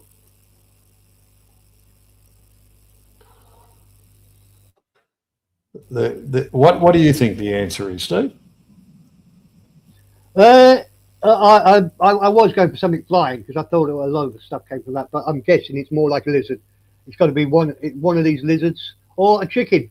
If it's your question, it's probably going to be chicken or something like that. Well, you'd be correct, Mr. Perry. That's only because I know you. Right. And it looks like Mr. Mitch is on exactly the same wavelength. Hold on. I can see chicken. Don't forget, I know Mr. Mitch pretty well too. Yeah. Oh no, there's another one. Correspondence over the years. Sausage Dog's on the same wavelength as well. He got sausage. He got it in before Mr. Mitch, and I think he gets it. Hold on. Yeah, up there is Mr. So, it's sausage. Well played, sausage. Well done. That was the last 3 point question. Rightio. Now we're into 2 4 point questions. Yeah. And the it's gonna take first a long one time is, to add up, tot up these scores. Okay. and the first of the 4-point questions, how many legs does a lobster have? Providing something hasn't had a nibble.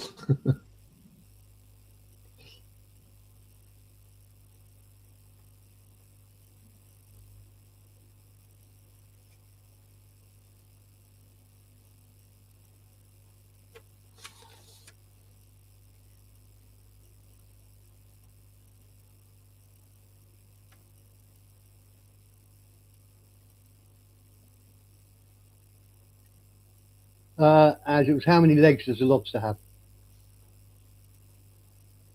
Yeah, how many legs does a lobster have? This time next year? No, the world's our lobster.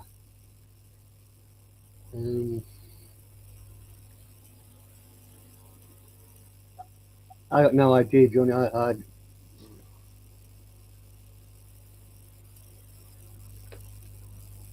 8 seems reasonable.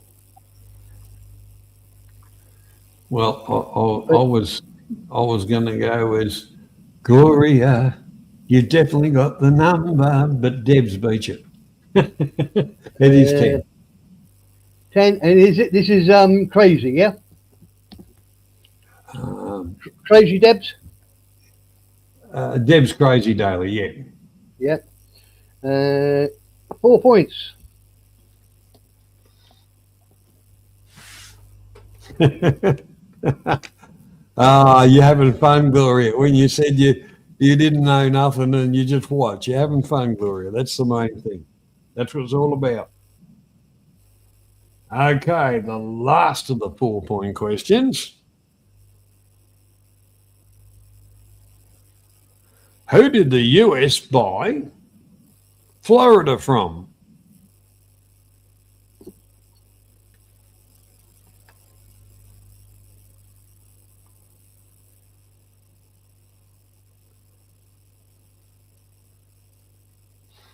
Do you want to take care of that, Az?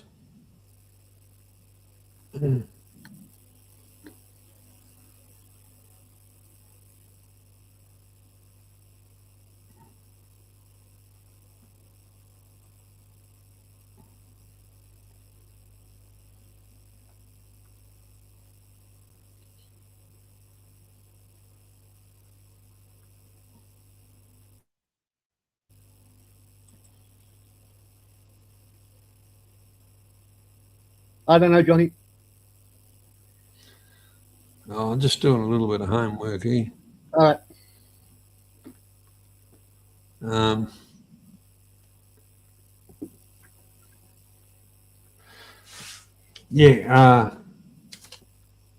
Who did the US buy Florida from?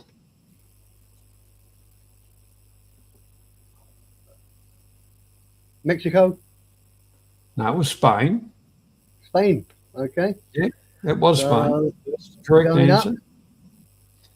Have you found the person who got it right yet?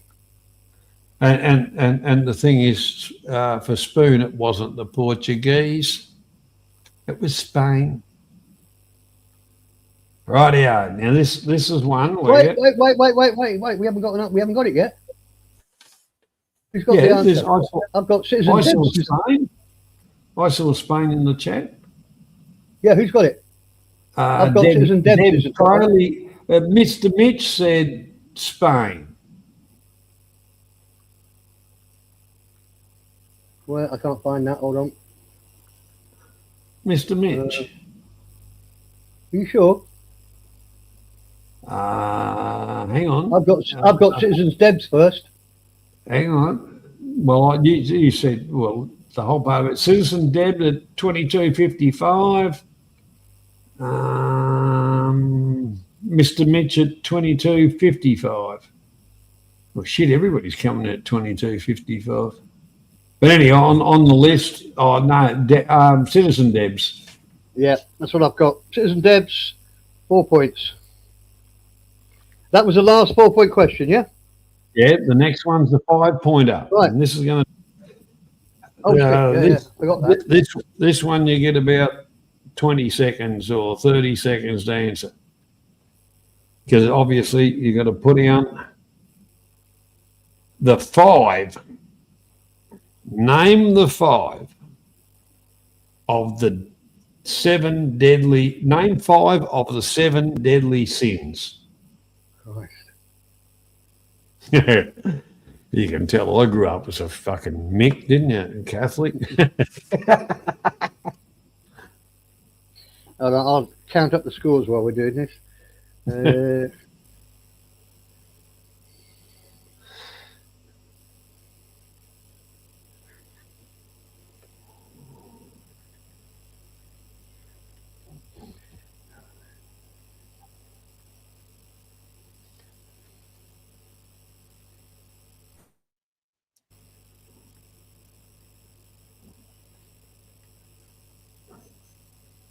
5 as 5.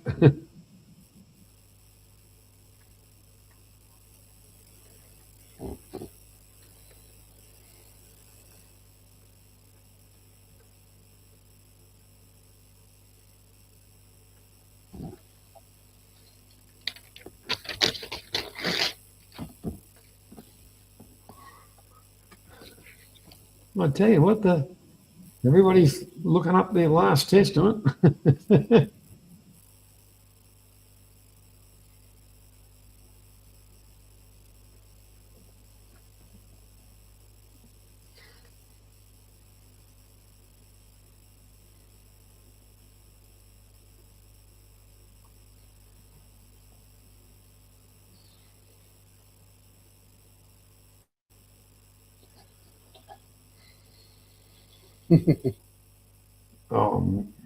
No, I haven't. Look, Tim, I haven't even thought about it, mate. I've just counted up.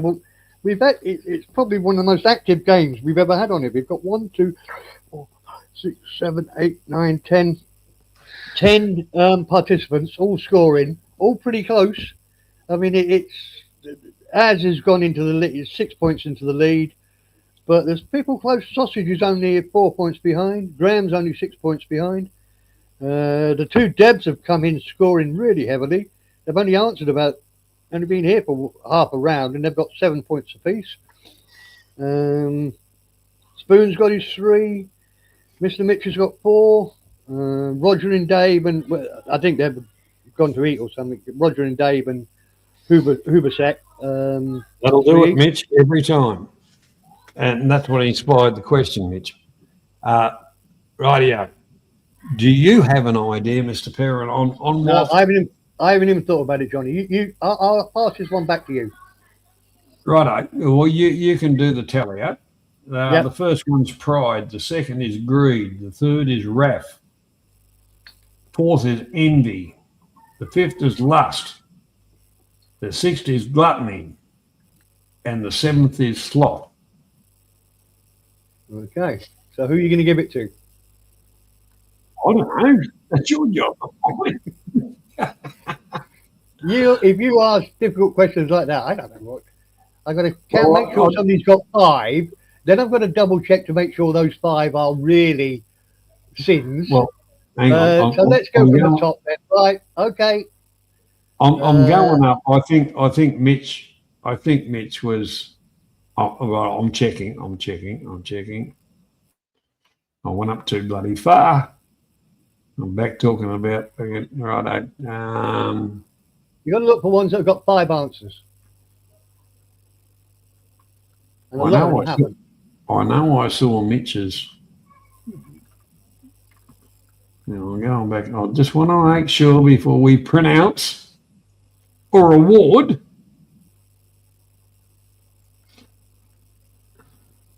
I've got Graham looks the closest so far. He's got lust, gluttony, greed. Oh no, that's the same thing, isn't it? Gluttony and greed, sloth, wrath. No, gluttony is different to greed. Well, Graham is the first one to have more than sort of a couple of answers. He's got lust, gluttony, greed, sloth, wrath, envy, and pride. Lust. Looks like he gets it to me. Greed, sloth, pride, or envy and pride. That was at Graham, 1859. Nobody I can see above that has got more than. Mitch came in with it exactly right. But But anyhow, earlier or later. The end of the day, who are you going to give it to? Well, if Graham's answer is right, then he gets points. He's gone for lust, gluttony, greed, sloth, wrath, envy, and pride. So he's got 1, 2, 3, 4, 5, 6. He's got 7. Well, I think it's Graham's, which is great because it takes him 1 point ahead of Aztec. No, don't mean it like that, but no, it doesn't. Sorry, it's 5 points, isn't it? Takes him 1 point behind Aztec. Well, actually, Graham actually beat Mitch by a 15th, as was on the right. Graham beat Mr. Mitch by a 15th.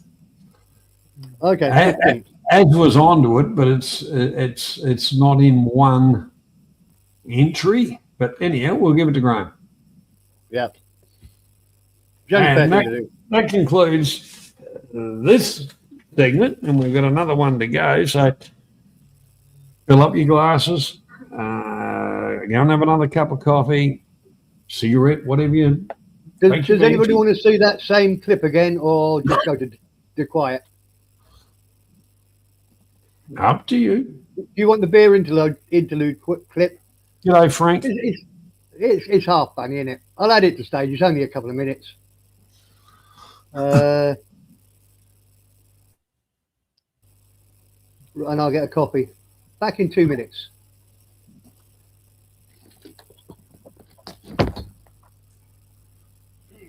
Did you talk to any of the Japanese people? I got a couple of these. Yeah. Did you not know about this in Japan? No, what is it? There's a lot of places that they don't want whites coming around. They X you out. They tell you no thank you. It's segregation like the 1950s South? That's why Japan is so nice. They really go, get the fuck out of here? What they're trying to communicate is they don't speak English, and nobody there does. They're not going to try to communicate with you. Yeah, I would go this back. No. Oh, no, you. No. No, you. No. And I walk in there. Well, they'd let you in. Oh, You get used to how great your life is.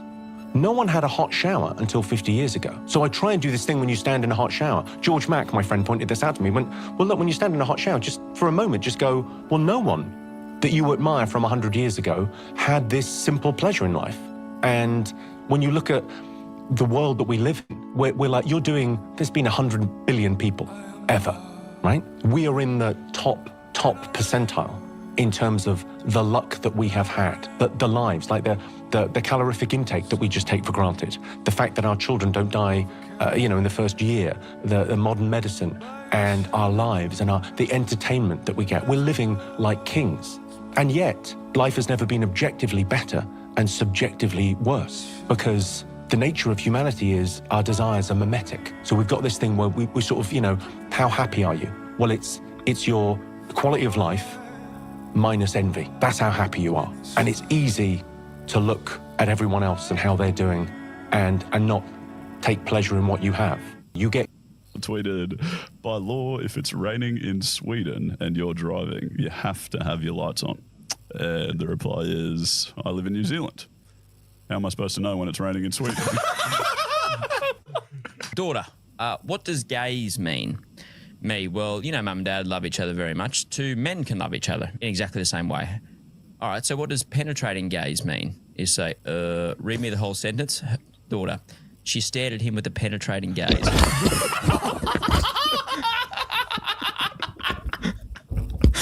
Oh, girl named IKEA had to change her name to stop being picked on at school. Harry's tweeted, stop being picked on at school is arguably a worse name. Happening, mate. Fancy a wank down by the river tomorrow night. And then someone's written, I'm guessing the autocorrect's kicked in there. And then it's like, laughing correct. Yeah, my bad. Meant the canal, not river.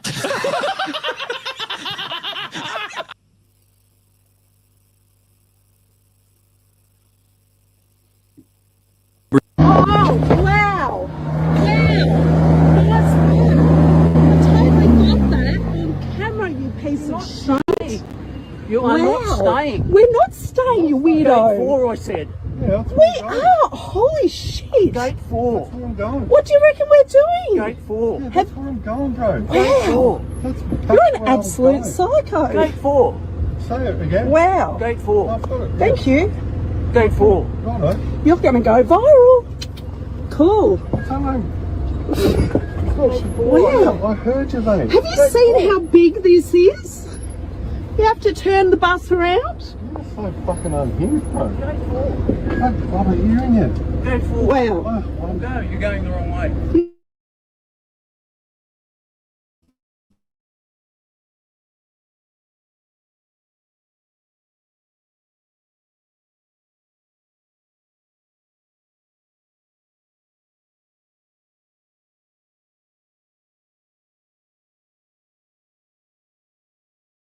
You need to chill.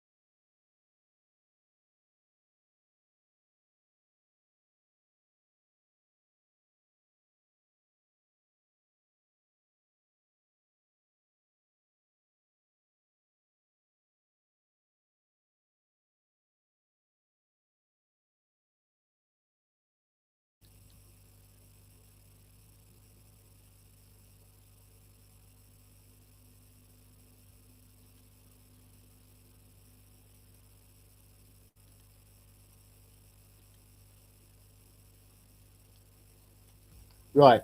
Just to fill in time, I'll go through the scores again. Not necessarily in the right order, but Az is on 20, leading. Second is Graham on 19. Third, Sausage on 16. Fourth, in joint fourth, both the Debs, who came into the game very late. That'd have been very close to that. They're on 7 each. Spoon's on 3. Mr. Mitch is on 4. Sorry, I missed Mr. Mitch. He's just behind the Debs. And then we've got John Herbising, Roger and Dave on 3, and Spoon on 3. So a cracking game. I don't know. You probably ought to tell me better now, but I think that's the most competitors we've had. Certainly seems that way, the way I've been scoring. Well, the whole part about it is we've got one more round to go. And we've got 1, 2, 3, all close to the top. We could go on any of these questions. It's changeable, like the weather. Well, this is the round that makes up.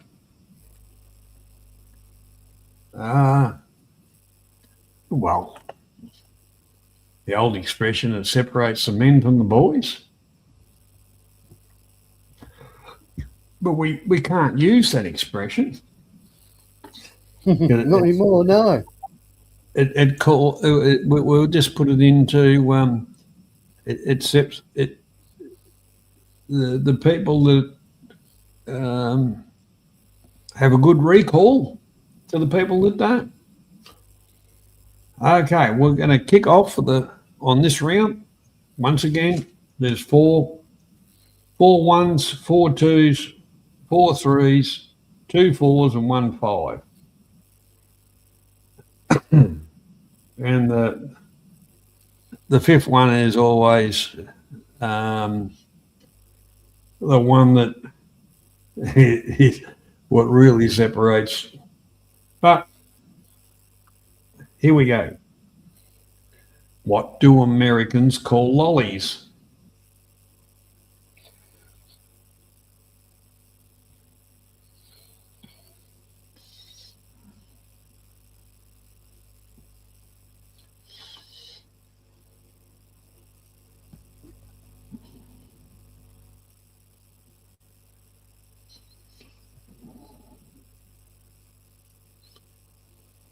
Oh, Sammy Davis sang a song about it.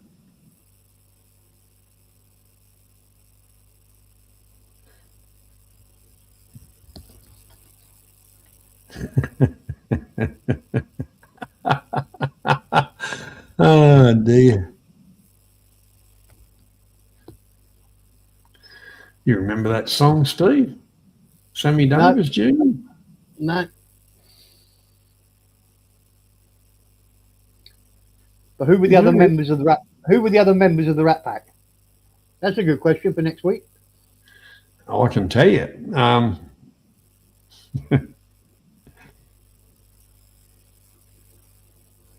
I bet there's one that's quite hard. Surname begins with L. The rest of them are easy. And you know they were all only following Humphrey Bogart. It's because they loved Humphrey Bogart so much. He was such a iconic figure to them that they all got together. Sinatra, Dean Martin, and my brain's gone like a lollipop. Sammy Davis Jr., Dean Martin, Sinatra. But the one that people forget is Lawson. But yeah, they were all following Humphrey Bogart because he was so cool. Super smooth. Okay, I got no idea. I'd have gone for Ice Pop, but I got no idea. Have we got anything close, Johnny? Yeah, we have. Who's won it?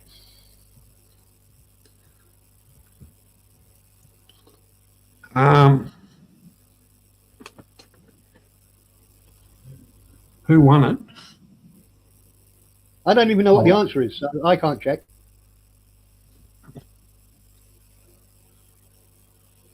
Well, the thing is, members of the Rat Pack were Peter Lawford, Frank Sinatra, Dean Martin, Joey Bishop.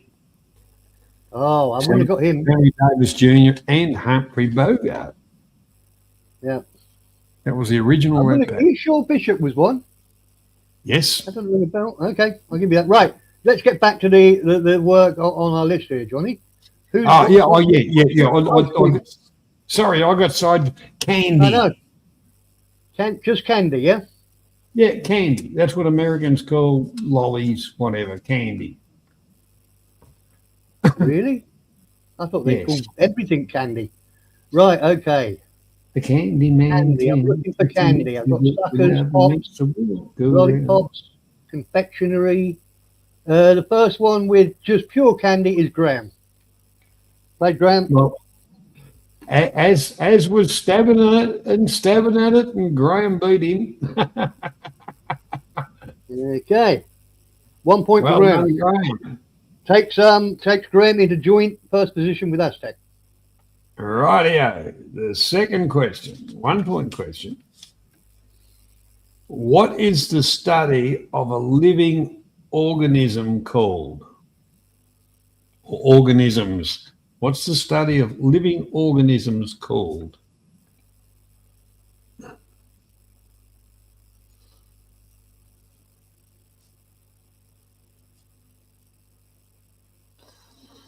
Oh.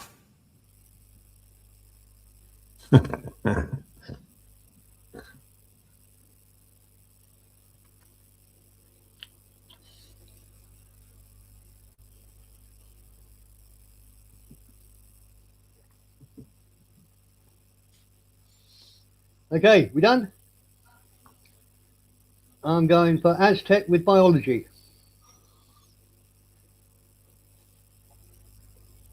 How close am I?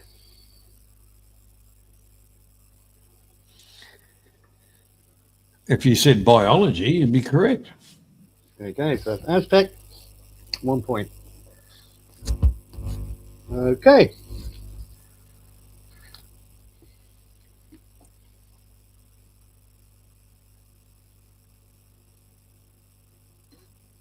Rightio. The next question.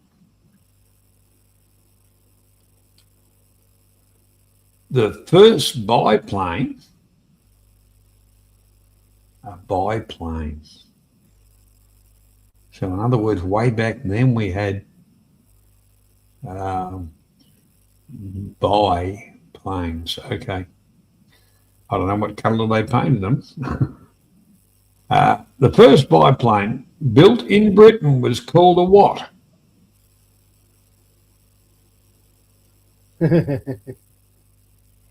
Ash came in with a quick answer. He thought he'd get the answer before you finished the question. Yeah, but I think the Wrong brothers had something to do with it. Yeah. No, it's good thinking, though. You've got to be on top of your game. You've got to answer the question before it's answered is the best one. Debs, what are you thinking? That quacked up. It's a tricky one, though. It must be a mass-produced one, because otherwise the Wright brothers, who did invent the first one, could have said, we've called it Henry. Well, the whole part about it was mass-produced. Yeah. Right. The biplane built in Brisbane was called a what? Yeah. I always hope I go on a right plane, not a wrong one. I don't know about you, Johnny, but I'm tempted by Graham's answer. That sounds nice to me. Well, I think you'd be right. Yeah. Graham, 1 point. Okay. Done. Righto. Here's a nice easy one. A nice easy one.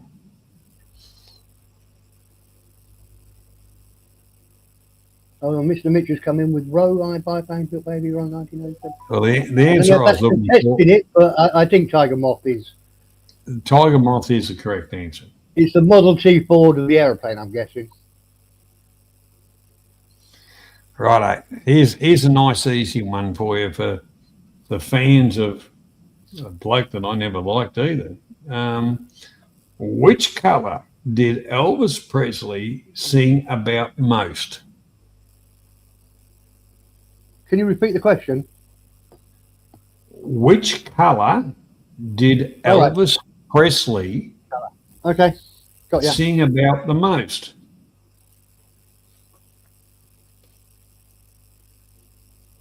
Oh, crazy Debs. She's straight in with an answer. Sausages in there. Looks to me like Crazy's got it. Blue is the correct answer. I don't think anybody's bit now, because Mr. Mitch was doing about the airplane, so it's just down from there. Well done, Crazy. Well, the whole part about it, the one about blue was the one that I liked, was Linda Ronstadt, Blue Bayou. And that kind of question blew by quite a few. Oh, sorry for my stupid humour. Yeah. Righto. Now we're on to the first of the 2-point questions. Okay. How many soccer players should each team field at the start of a match? Field. Right. That was the important bit, I think.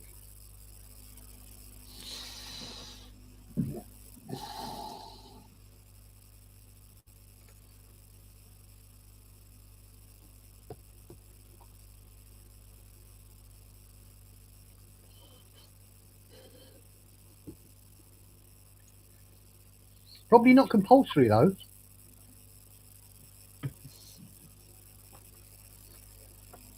I mean, that should, but it's the maximum allowed on the field. It's the maximum allowed on the field. Oh, maximum allowed, not minimum. Okay. Yeah. How many soccer players should a team field? Okay, right. That makes it nice and clear. They're on the field. Let's go up. Let's just see. Nice. Sausage. Played sausage. The answer's 11, yeah? Correct. This is a 2 point or a 1 point? I can't remember now. That's a 2-pointer. Okay. Sausage goes up to 18. Played, mate. Right.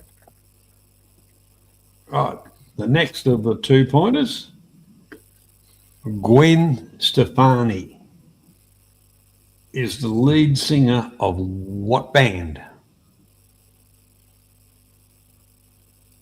Finally, one I know.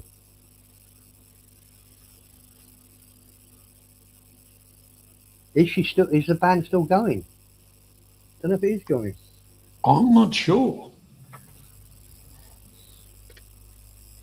She did a solo career, didn't she? She probably still plays along with them. Yeah, she did. She did when she kind of left the band, and it went to shit like a lot of bands do when people get their attitude. We've had a thing. Graham says he got his 11 before. Who did I give it to? And I did give it to Graham. Who's saying I thought I got it with 11? Yeah, you did. I gave you the point, Graham. Didn't I? Hold on. I thought you. No, I gave it to Sausage. Hold on. Sorry, guys. Hang on. Pull it back a bit. I'm just looking at the stream yards. The Sausage was the first in with 11, and then Graham was straight after him. Yeah. You didn't fuck it up. You did it right. Yeah. Okay. No, you have to test, don't you? Because people like fairness, even though it's only a laugh. I think people expect it to be as fair as we can do it with the size of my brain. So that's the best I can do. Tammy, you're right. Gwen Stefani did go single, like solo, when the band disbanded. And the actual, what was the band, Mr. Perry? No doubt. That's right. I'm just a girl. I really like that song. I'm just a girl. Okay. So I didn't see who got it first. Hold on. I was checking the answer for the last one. No doubt.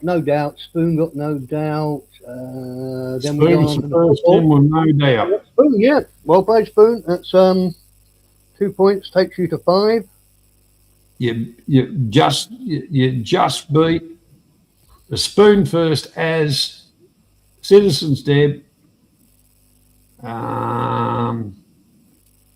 Sausage, all virtually within a 15th of each other, but Spoon was the one on the top.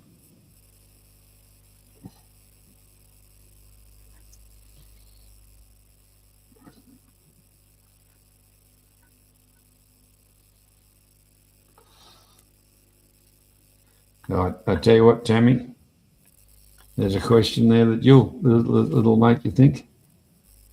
Rightio.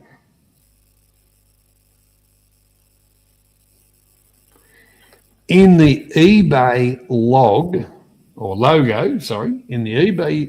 eBay logo, what colour is the Y? In the eBay logo, what colour is the Y?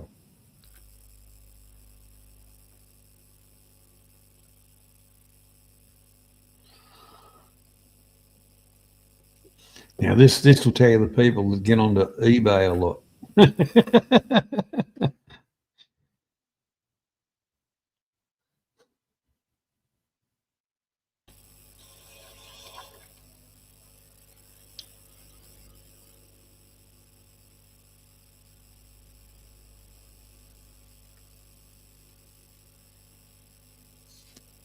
Okay, long enough?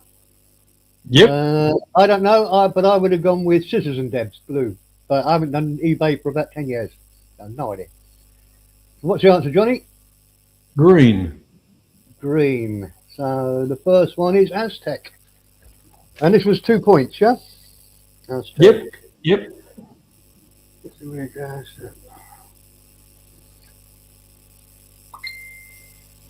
Okay. Rightio, the next question should be quite interesting, actually. The last of the 2 point questions. What 80s model was Rod Stewart married to?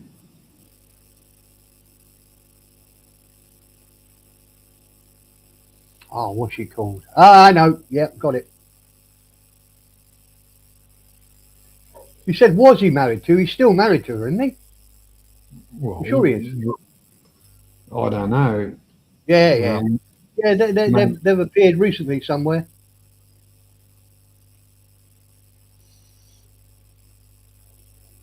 Ah, that's put a spanner in the works.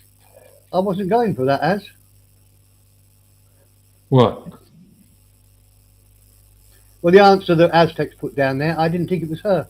I thought Rod Stewart was married to somebody else. Oh, I think he's played the field a little bit myself. I'm sure I'm right. I'm sure he's married to this one at the moment. I don't know. I could be wrong. I think he used women like he changed his underwear. Okay, we had enough time for the answers, and I'll show Yes. how ignorant I am. I thought it was Penny Lancaster. Well, you're wrong.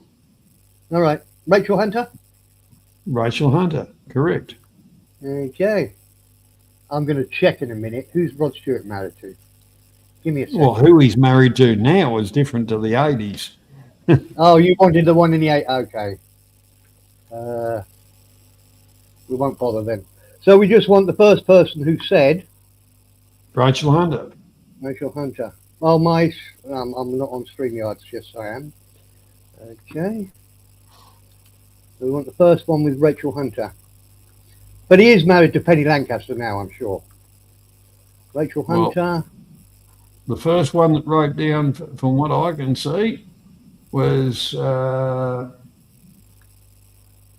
Deb's Crazy Daily. Crazy Debs. Excellent. And that was a 2-pointer, wasn't it? Yes, that was the last of the 2-pointers. Okay. Lovely. The Az got a bit tongue-tied or whatever. He ended up getting it out, but he missed out by a 15th to Debs. Spoon said Naomi Campbell. Graham said Green. Tammy said Rachel Hunter, but she was a little bit down the list of the answers coming in. And the thing is, what you were thinking about,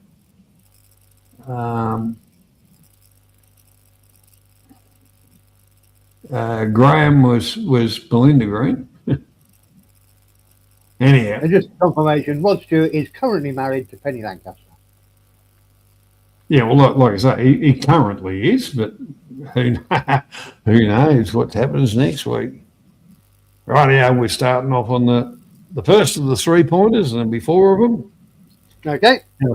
And the first one is, what is the only mammal capable of true flight? Only mammal. Oh, yeah, easy. If you don't know this one, you've got them in your belfry. And you'd be on a sticky wicket. Oh, you're talking about English cricket again. I thought we weren't going to talk about English cricket. No. 1932, Bodyline. What a movie. Oh, that Jardine should have been flogged. And I'm actually surprised that he wasn't. I do like how Larwood ended up retiring to Australia, didn't he? The miner, the fast bowler. He lived his retirement in Australia. Good man. That's correct. So he knew what side his bread was buttered on. Yeah, I mean that was a horrible time when we had amateur and Larwood was an amateur, or paid, wasn't he? He was paid to play because he was a miner. worked down the coal mines. Yeah. He used to bowl lumps of. I don't know how true that is, but certainly in the movie they showed him bowling lumps of coal. Yeah, you're still 2 points ahead, as 23 versus 21. Well, anyhow, what do you think the correct answer Oh, hold is? on. We were just looking for the first bat, aren't we? Sisters and Debs got it, and then it was into Rachel Hunter's and stuff. So I'm plumbing for Sisters and Debs with bat, and 3 points for Sisters and Debs. Yes, correct. It is great how the two Debs have come in, and they're keeping level for level. They're both on 10. Ah. It's like a private competition between them. Brilliant. They're both knowledgeable ladies, and they're Yeah. not stupid, I can tell you that. Well, when you think they've done less than half the game, when they're they would be close. They're both on half of what Az and Graham are on. That's good.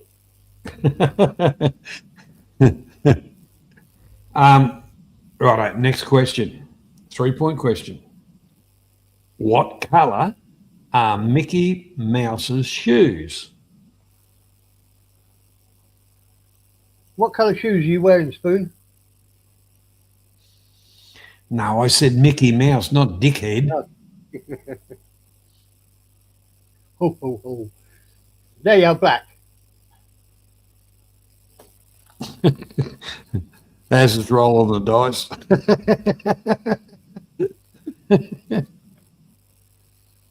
Christ, I'm smoking a lot of cigarettes here tonight, Johnny. I'm only supposed to do 2 hours under doctor's orders. Well, Mitch did a little thing out saying because he's having a bit of trouble with his back. We all do when we get older because we've used and abused and whatever. He can only drive an hour. I hope you don't take this. You're so stoic, mate. Christ, falling down after the. I won't go into detail. I don't know how much you want to share, but Christ, I wouldn't be that stoic. I'd be just lying in bed feeling sorry for myself. Well, when Mitch did that fall in, I think it was Sapper. It can happen to anybody, especially if you don't tie up the shoelaces. But the whole part about it, that was like Mitch is not a little bloke, and anybody falling downstairs, and you know he got a lot of drama out of that. But none of us are getting any younger, you know. No. If we were 18, would have bounced off that and gone, oh shit, I was a dickhead. But you know. Okay, let's go. What do we want? Az has gone in with red. It's the first question, first answer. What's his colours? Black or red? This is the Mickey Mouse joke. Well, the whole part about they were yellow. Wow. Is it as? I don't think you should get. I suppose you can have two goes, can't you? You could just put in red, black, yellow, blue. As long as they're in different posts, that's fine. Yeah. So we've got Aztec. Was this a 3-pointer? Yes. Yeah. Takes Az to 26. 5 ahead of Graham. Now here's the next question is. Well, not everybody plays the game, but I dare say some have, you know, participated or whatever. But what is the maximum number of clubs you're allowed to carry with you in a round of golf? I should know this.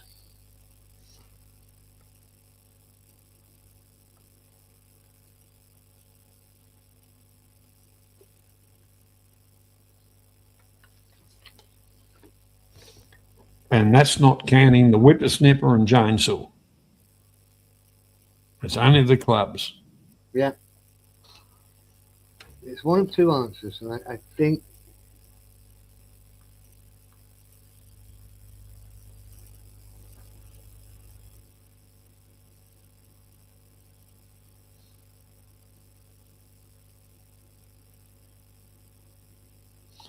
Okay. What do you think, Mr. Parrott? I'm going with Spoon. I think it's 13. It's either 13 or 11. Well, how about 14? Shit. 14, is it? Yes. Okay. That's it's the Debs again. Citizen. Excellent work. Do you play Debs? I used to play ridiculously often when I was younger. Not, unfortunately, not young enough. I didn't take it up till I was about 27, 28, but I was addicted to it. It would have been my favourite sport to play. We have a famous footballer, a fairly famous Scottish footballer in England called Alan Hansen. Very good player. Played Premiership football, and he did an interview. He was a really good midfielder, aggressive midfielder, and he always wanted to be a golfer. He only took football up as something else to do. Yeah, what a sport! Right, Scissors and Debs. That was 3 points for Scissors and Debs. Takes her to 13. What a score. Okay. Well, the thing is,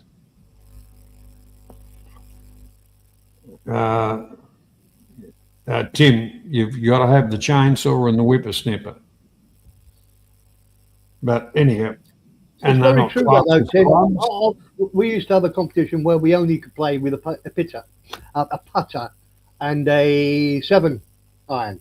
A number of people who scored better scores just using those two clubs than having a full bag of the 14 twos. It keeps you out of trouble. Anyway, I'll shut up about. I could run with that comment, but I won't because it might be classed as whatever. Anyhow, righto, moving right along. Bombay is a former name of which Indian city?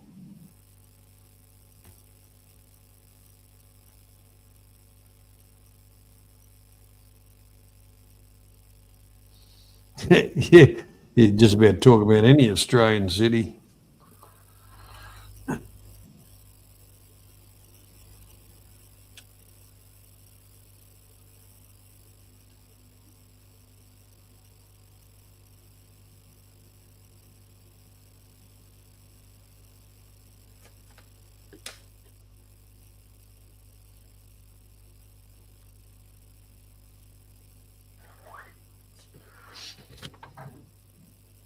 Righto, Mr. Parent.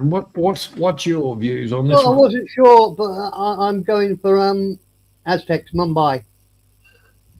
Well, you and Aztec would be correct. Okay, so that's a 3-pointer. Yeah.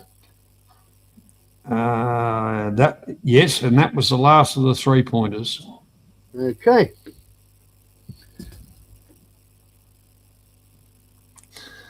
Here's the first of the 4-pointers.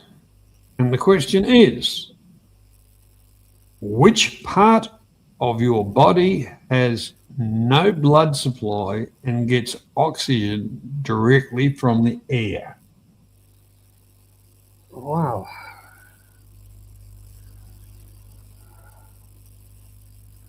So it doesn't, veins don't go through the lungs.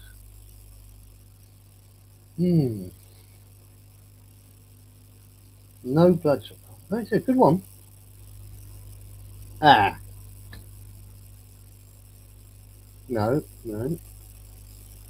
Good question, Johnny.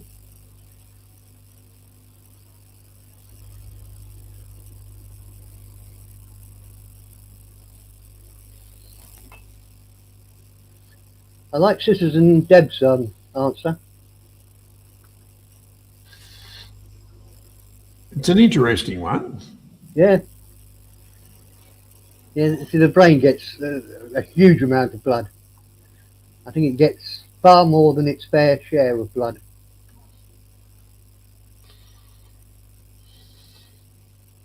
I was thinking of eyes, but the eyes are part of your brain, so that can't be right. Now I'm going for Citizen Debs. That sounds. Nah, I don't know. Johnny, over to you, mate. Now the eyes are the brain. Well, the whole part about it, it's a part of the eye and the cornea. It doesn't get it doesn't get blood flow. And it gets its Okay. oxygen from the air.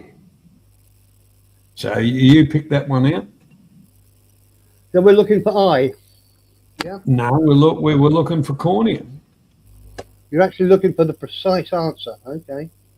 Don't Well, I think spent anybody's a lot got of time on this shit. that. I didn't see that, Johnny. Hold on. If you've seen it, shout. Well, just keep an eye on what's going on, will you? Got eyeballs, hair, ears, hair, stump, fupa. How could it be hair? Hair is like nails, yeah. I was only guessing. How many organs? Oh! Right, Aztec, right at the, but that was after you gave the clue, wasn't it? I don't know. Oh, but then again, that's a correct answer. He's gone retina, cornea, you know. So we're going with Aztec, 4 points. Well, you are, not me.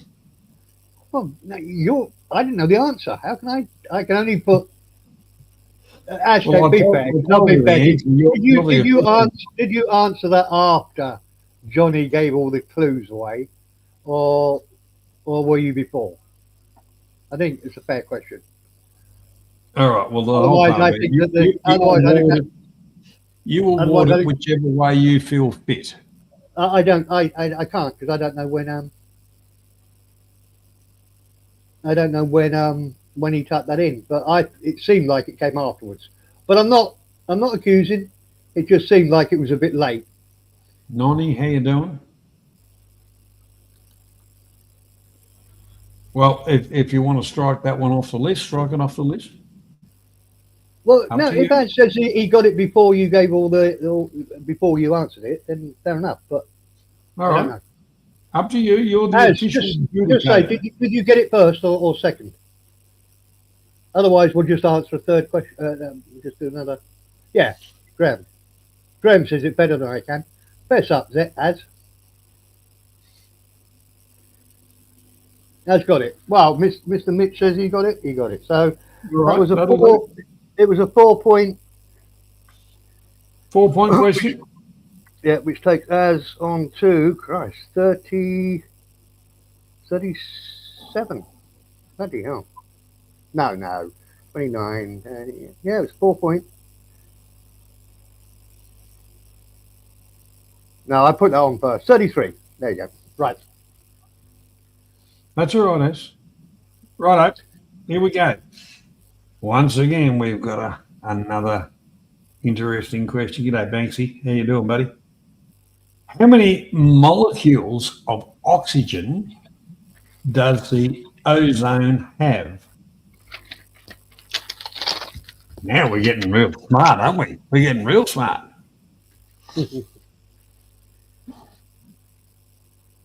No, we don't need VAR even in football, Tim. I hate it. With a vengeance. With a passion, I should say. Oh, well, we've got some answers coming in. Spoonie with 28, Graham with 2, Citizen Debs with 2, Banksy with 5. How many molecules of oxygen does the ozone layer have?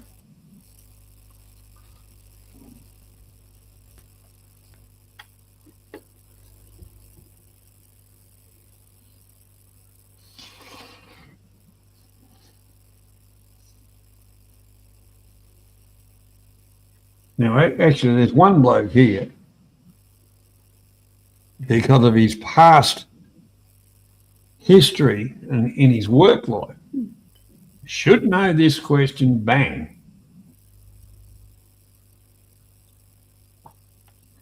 CO2 is carbon dioxide, Spoon.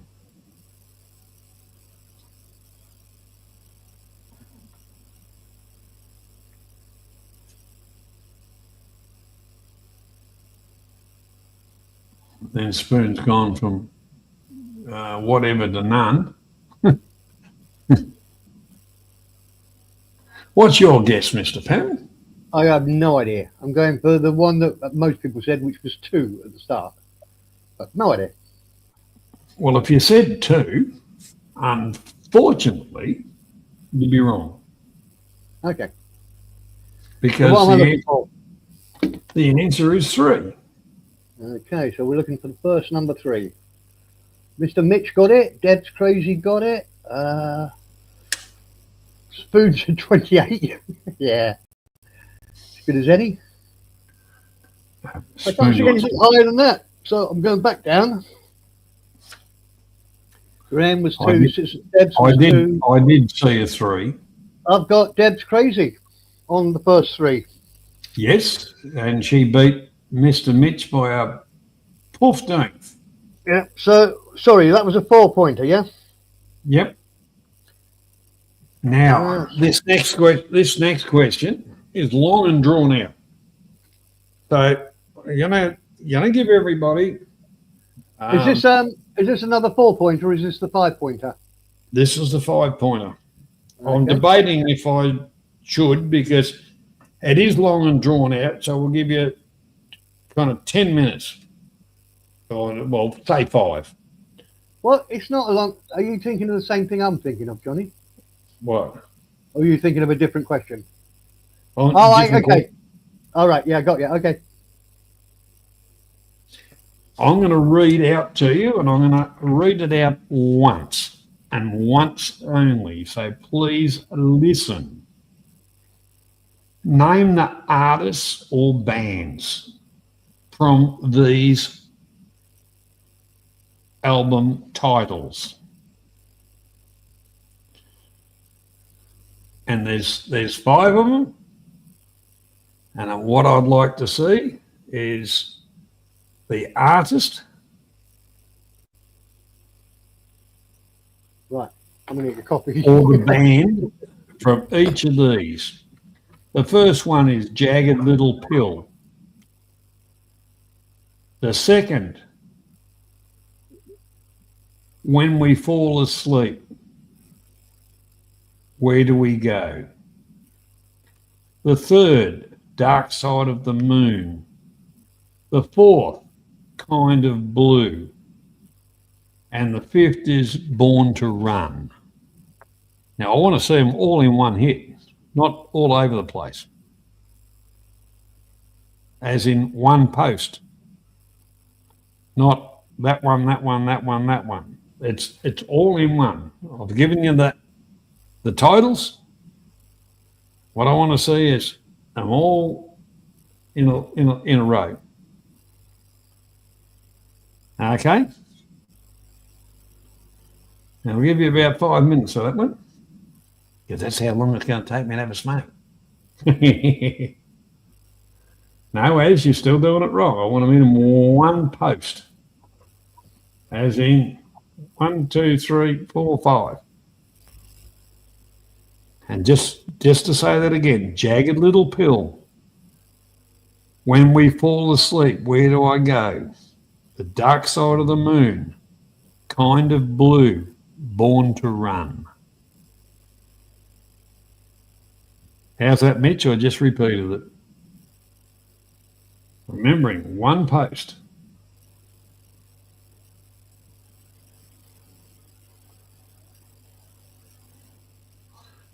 My money's on nobody getting this. Without help. Citizen Debs has come in no quick. Oh no, one missing. Still good.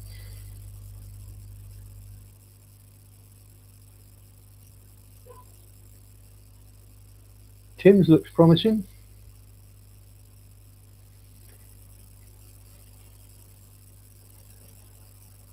You've actually listened to your second name, Tim. Yeah. Fortunately, I haven't.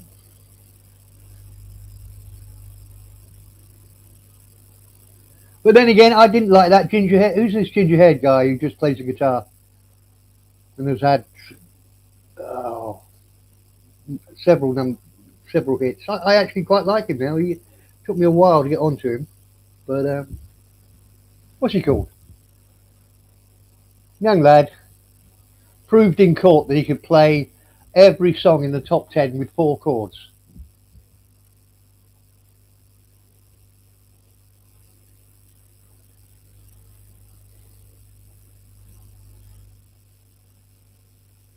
Ed something?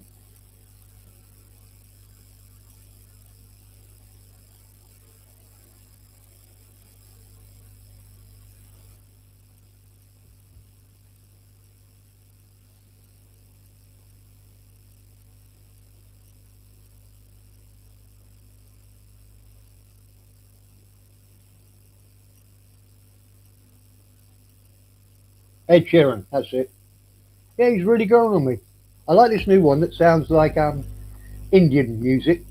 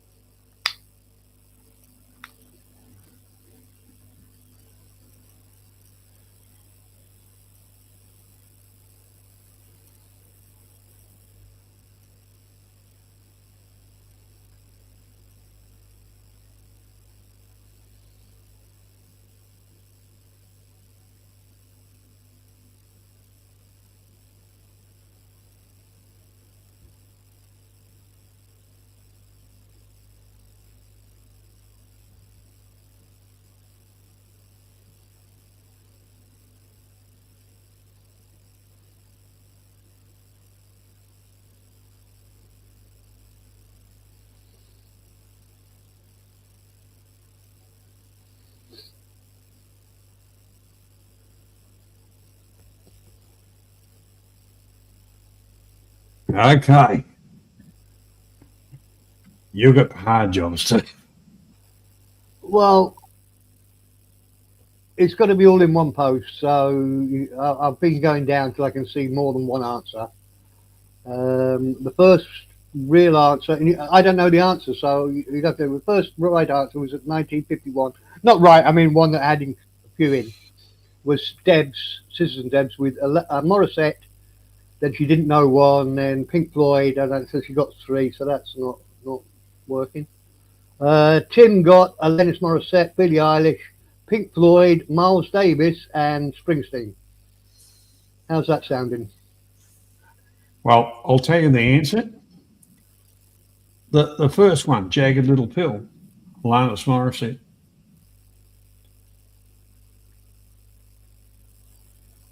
The second one, Billy English. The third, Pink Floyd. The fourth, Miles Davis. And the fifth was Bruce Springsteen. Well, straight in. Not only the first answer with 5 right answers, but correct answers. Well played, Tim. Unfortunately, you've come in a bit late. I don't think you scored up until this point. Let me just double check. No. But it's still a very well deserved 5 points. Well, now we have Mr. Perrin has devised a question in case we come across a tie. There isn't one though. Okay. Just to clarify, I'll just do the scores first. We can ask this question anyway, bonus question. But we'll just do the scores first so everybody can congratulate Az, who won with a grand score of 33 points. I'll just try and do this in the correct order. Second place with a very respectable 21 was Graham. Sausage came in with a good 18. Then we've got the Debs coming in with Crazy Debs just beat Citizen Debs 14 to 13. Yeah, who's next after that? I've done sausage, done crab. Da, da, da, da, da. Then we came in with Spoon on 5. I don't mean to sound surprised when I say that, Spoon. I hope you understand. Mr. Mitch on 4. The two that have gone on 3, that was Hub and Roger. Sorry, I missed Tim out because he came in at the end. So Tim was just ahead of those on 5. Mr. Mitch on 4. Tammy on 1.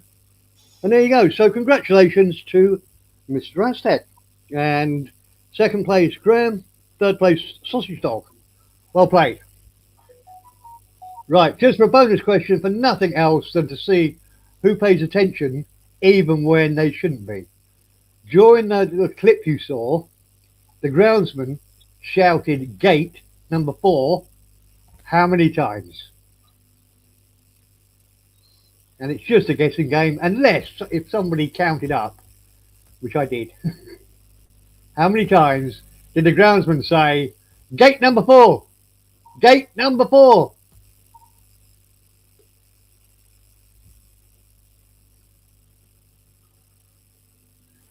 That's bloody, yeah.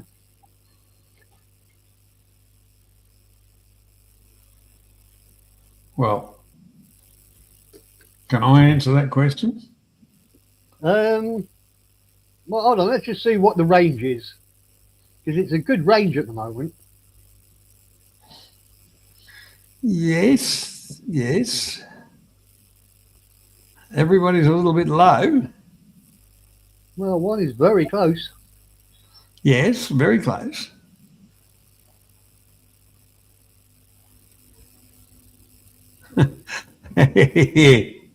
Actually, you really think either me or Johnny have got the skills to do a rolling, whatever it is, a scrolling banner. Actually, this breed of paid streamers doesn't allow us to do a scrolling banner as.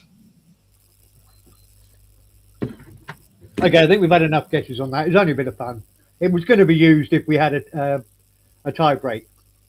But no, Spoon, it was one less than that. 24 was the correct answer.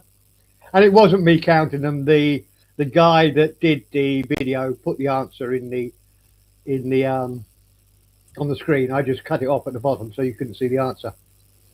24 times. Gate number 4. I'm on his side. I think, yeah. These people come in here driving all over the place, messing about. I've got a job to do. Yeah, it was a good guess, Spoon. I'd give you the prize for that, mate. It's very hard unless you're paying attention. Very hard to remember things. That's why people get stuff wrong when they say, "Did you see this man attack that other man?" And they say, "Yeah, he was wearing a hat and glasses." And they find out he wasn't wearing hat and glasses, you know, and it wasn't a 50-year-old man, it was a 25-year-old. People's observations are pretty poor. So to get with only one from that without paying attention is impressive. Well, the whole part about it, there was a doctor and a whole heap of, let's call them apprentice doctors.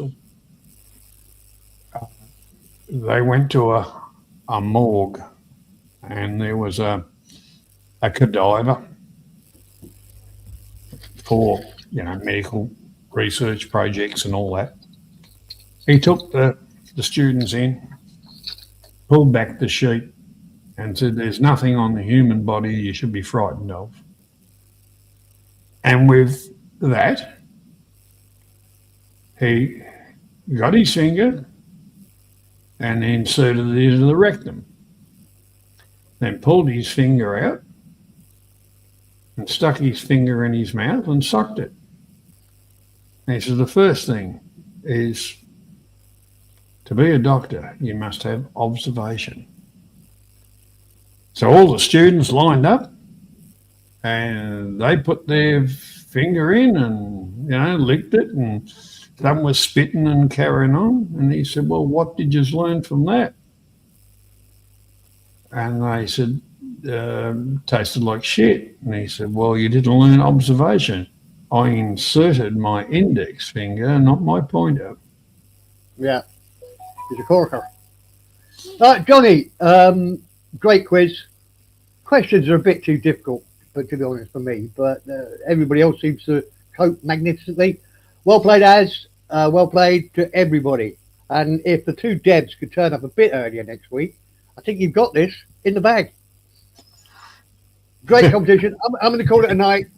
I've done my my contracted hours. It was, as I say, I think it was the best attended quiz we've had in a while. But we've only just started again, I suppose, so it makes sense. Thanks to everybody in the chat. You've all been brilliant, as always. And I'll see you. We haven't decided whether we do, because it's getting so close to it is. Christmas. We don't know whether we're doing one next week, but I'm sure Johnny will let you know. Until then, yep. We'll have a team meeting and work it out with what schedules we've all got.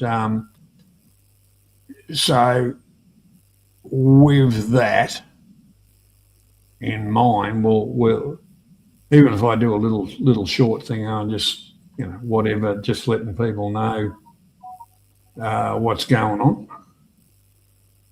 But anyhow, it's not bedtime. It's just I haven't eaten since about 4:15. Oh, fucking what is it?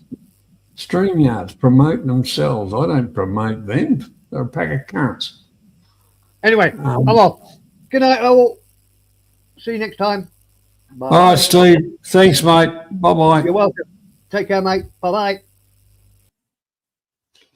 Yeah, I'm going to do it like this. Let's see where the bloody copy. Paste down here. Paste. If anybody would like to join, that's fine.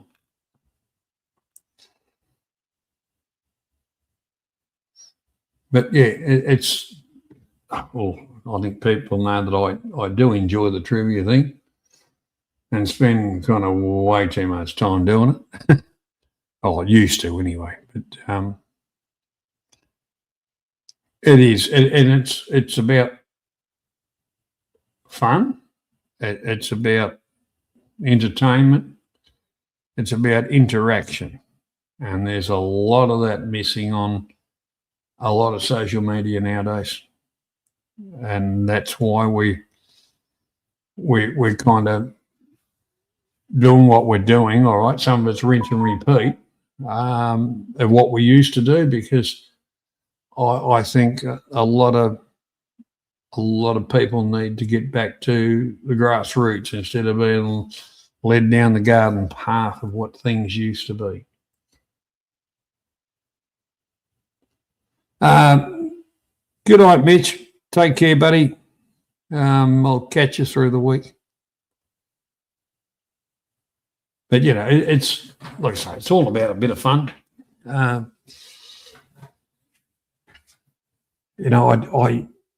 All my questions and all that stuff's researched, whatever. I ask myself questions, and if I can't answer it, I'll research the stuff, because it's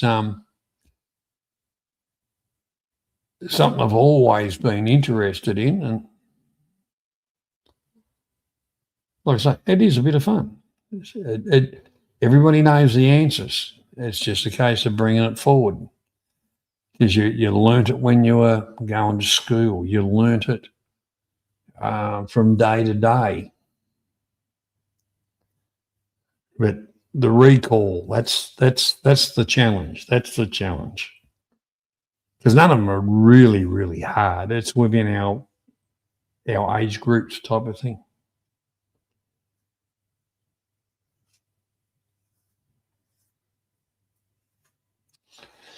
Correct, Debs. It does. I started off doing it during the disease we had to have, because everybody was getting pretty nasty and pissed off and all the rest of it. And that's when I started doing it, because it kept my mind sharp and a little bit different on the focus. And a lot of other people shared that which was a good thing. You know, we can dip our toe into the drama bullshit. I'm not really interested in that. I saw a bit of crap through the week, and it was friggin' disgusting. Rinse and repeat stuff. You know, you'd swear you saw kids in a kindergarten, you know, fighting in a sandpit. You know, for adults that are, you know, kind of 50-year-old. Crap. Yeah, that's it, Deb. That's what, like I kind of said when we come back this time, it was all about rebuilding what we used to do. It's not about the views or anything like that. It's about just straight up entertainment. And believe me, yous entertain me as much as, you know, we entertain yous. So it's a 50-50 street, which makes it worthwhile. You know, I don't do it for money, glory, fame, any of that.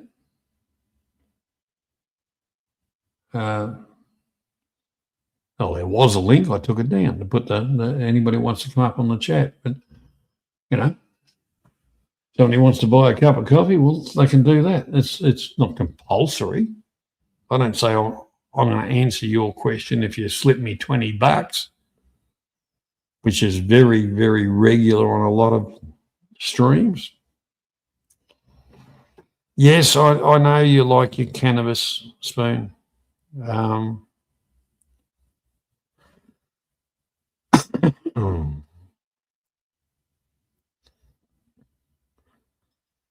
don't know about bogan questions, Spoon.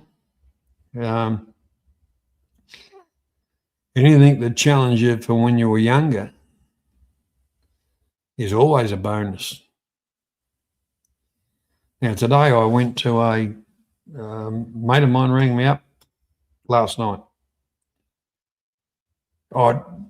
He kind of has a little bit of a meet-up thing on a Friday night, just for a couple of hours. You know, people drop down, have a couple of beers, not get pissed.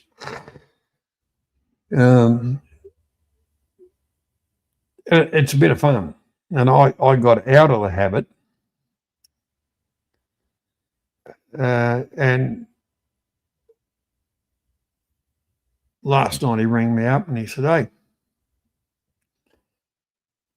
but he is a businessman as well. So he was putting on a few beers and a barbecue, Aussie stuff, you know. And I said, "Yeah, right, I'll turn up." And of which we did do. And my wife said to him, "Well, what's all these tyres?" And he said, "Well, I'll show you." So we kind of walked down, and I did know what most of the tyres come off, because it's been stuff that I've driven over my time, because it's big earth moving tyres. And the sad thing is, the companies that used to make that stuff in Australia have all left. The multinationals have pulled them out and they've all gone to China. Labour's cheaper, a lot of stuff's cheaper. It's, you know, the multinationals, that's what they do. They couldn't give a shit about whose brand it is. They've bought it. They'll do what they want with it, and they do. It's a big, big shame. But we were talking about the other part of it, because there was another chap there. He wanted to actually buy tyres, because he makes rubber crumble. In other words, they recycle it. And when I worked on the roads in bitumen, we used to put this rubber crumble, which is like, a little bit thicker than talcum powder, and it would melt within the bituminous surface and give it the ability to stretch, between hot and cold, and it gave it a better ability to shed rain or water over a longer period, because when you put bitumen down, it only had a lifespan of a short amount of time, and then you'd have to recoat it. But then again, aggregate on a road wears out too. So this bloke, he started up a business of recycling these tyres, and he's predominantly rode, into the roads is where his final product went. But it was, 90, the high 90% of recycling, which is a good thing for tyres and things like that. And there was a few other companies that started off many, many years ago. They would predominantly send their product to China, which would get made into whatever. But as far as an Australian company, there was a few of them around, but there's starting to be a few more of them, which is good for the environment. It's good for the country. But, when you're talking earth-moving tyres, you're talking some bloody big tyres. But anyhow, my mate took my wife down, showed her stuff and explained it to her, and, had a bloody good talk. Now, mind you, he's been doing it for years. And I said, when are you going to retire, you silly old bastard? And he says, retire and do what? Sit on the veranda and die? He's happy what he's doing, and that's probably what'll happen. He'll end up croaking it on a job somewhere, doing what he enjoys doing, because he's done it for 30 bloody years. He's got a successful business.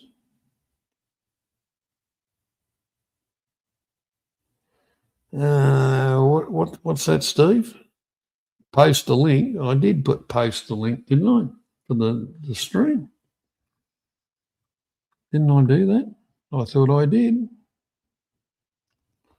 There it is there. Yeah, I did. Oh, you mean pin it, Steve? Oh, yeah.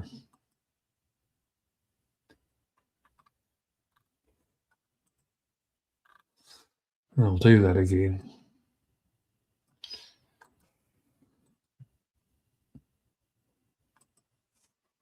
Oh, here we go. Yeah, look, I've always kept busy for the simple fact of the matter, it gives you something to do.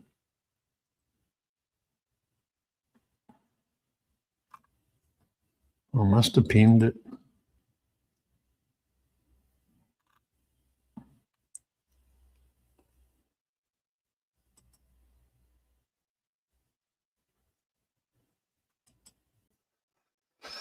Yeah, it is pinned. It is pinned up the top there. Yeah, I thought I did.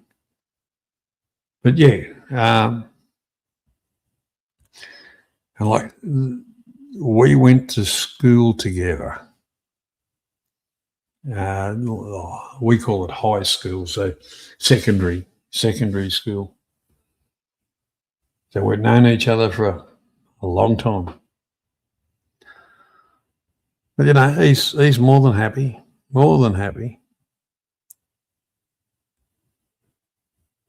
doing what he's doing. He goes into,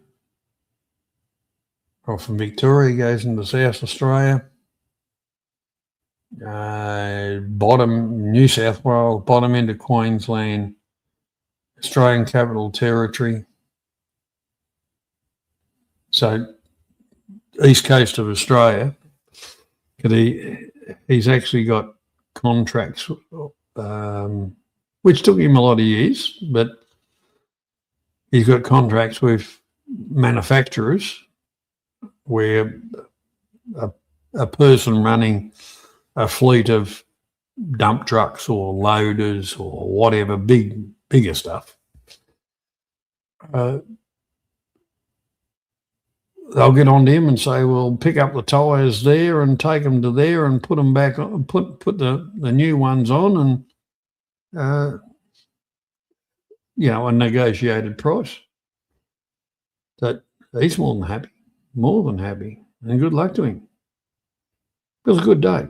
Catch up. I only had a couple of beers and the old snag off the barbie on a piece of bread with a bit of tomato sauce. That's real Australian. That's real stuff.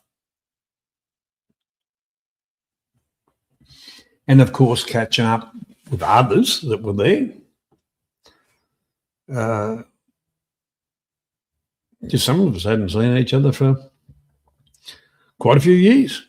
And then, that fellowship or whatever, sitting down, having a talk. How's life treating you? What are you up to now, But you can't get better than that. You can't get better than that in life.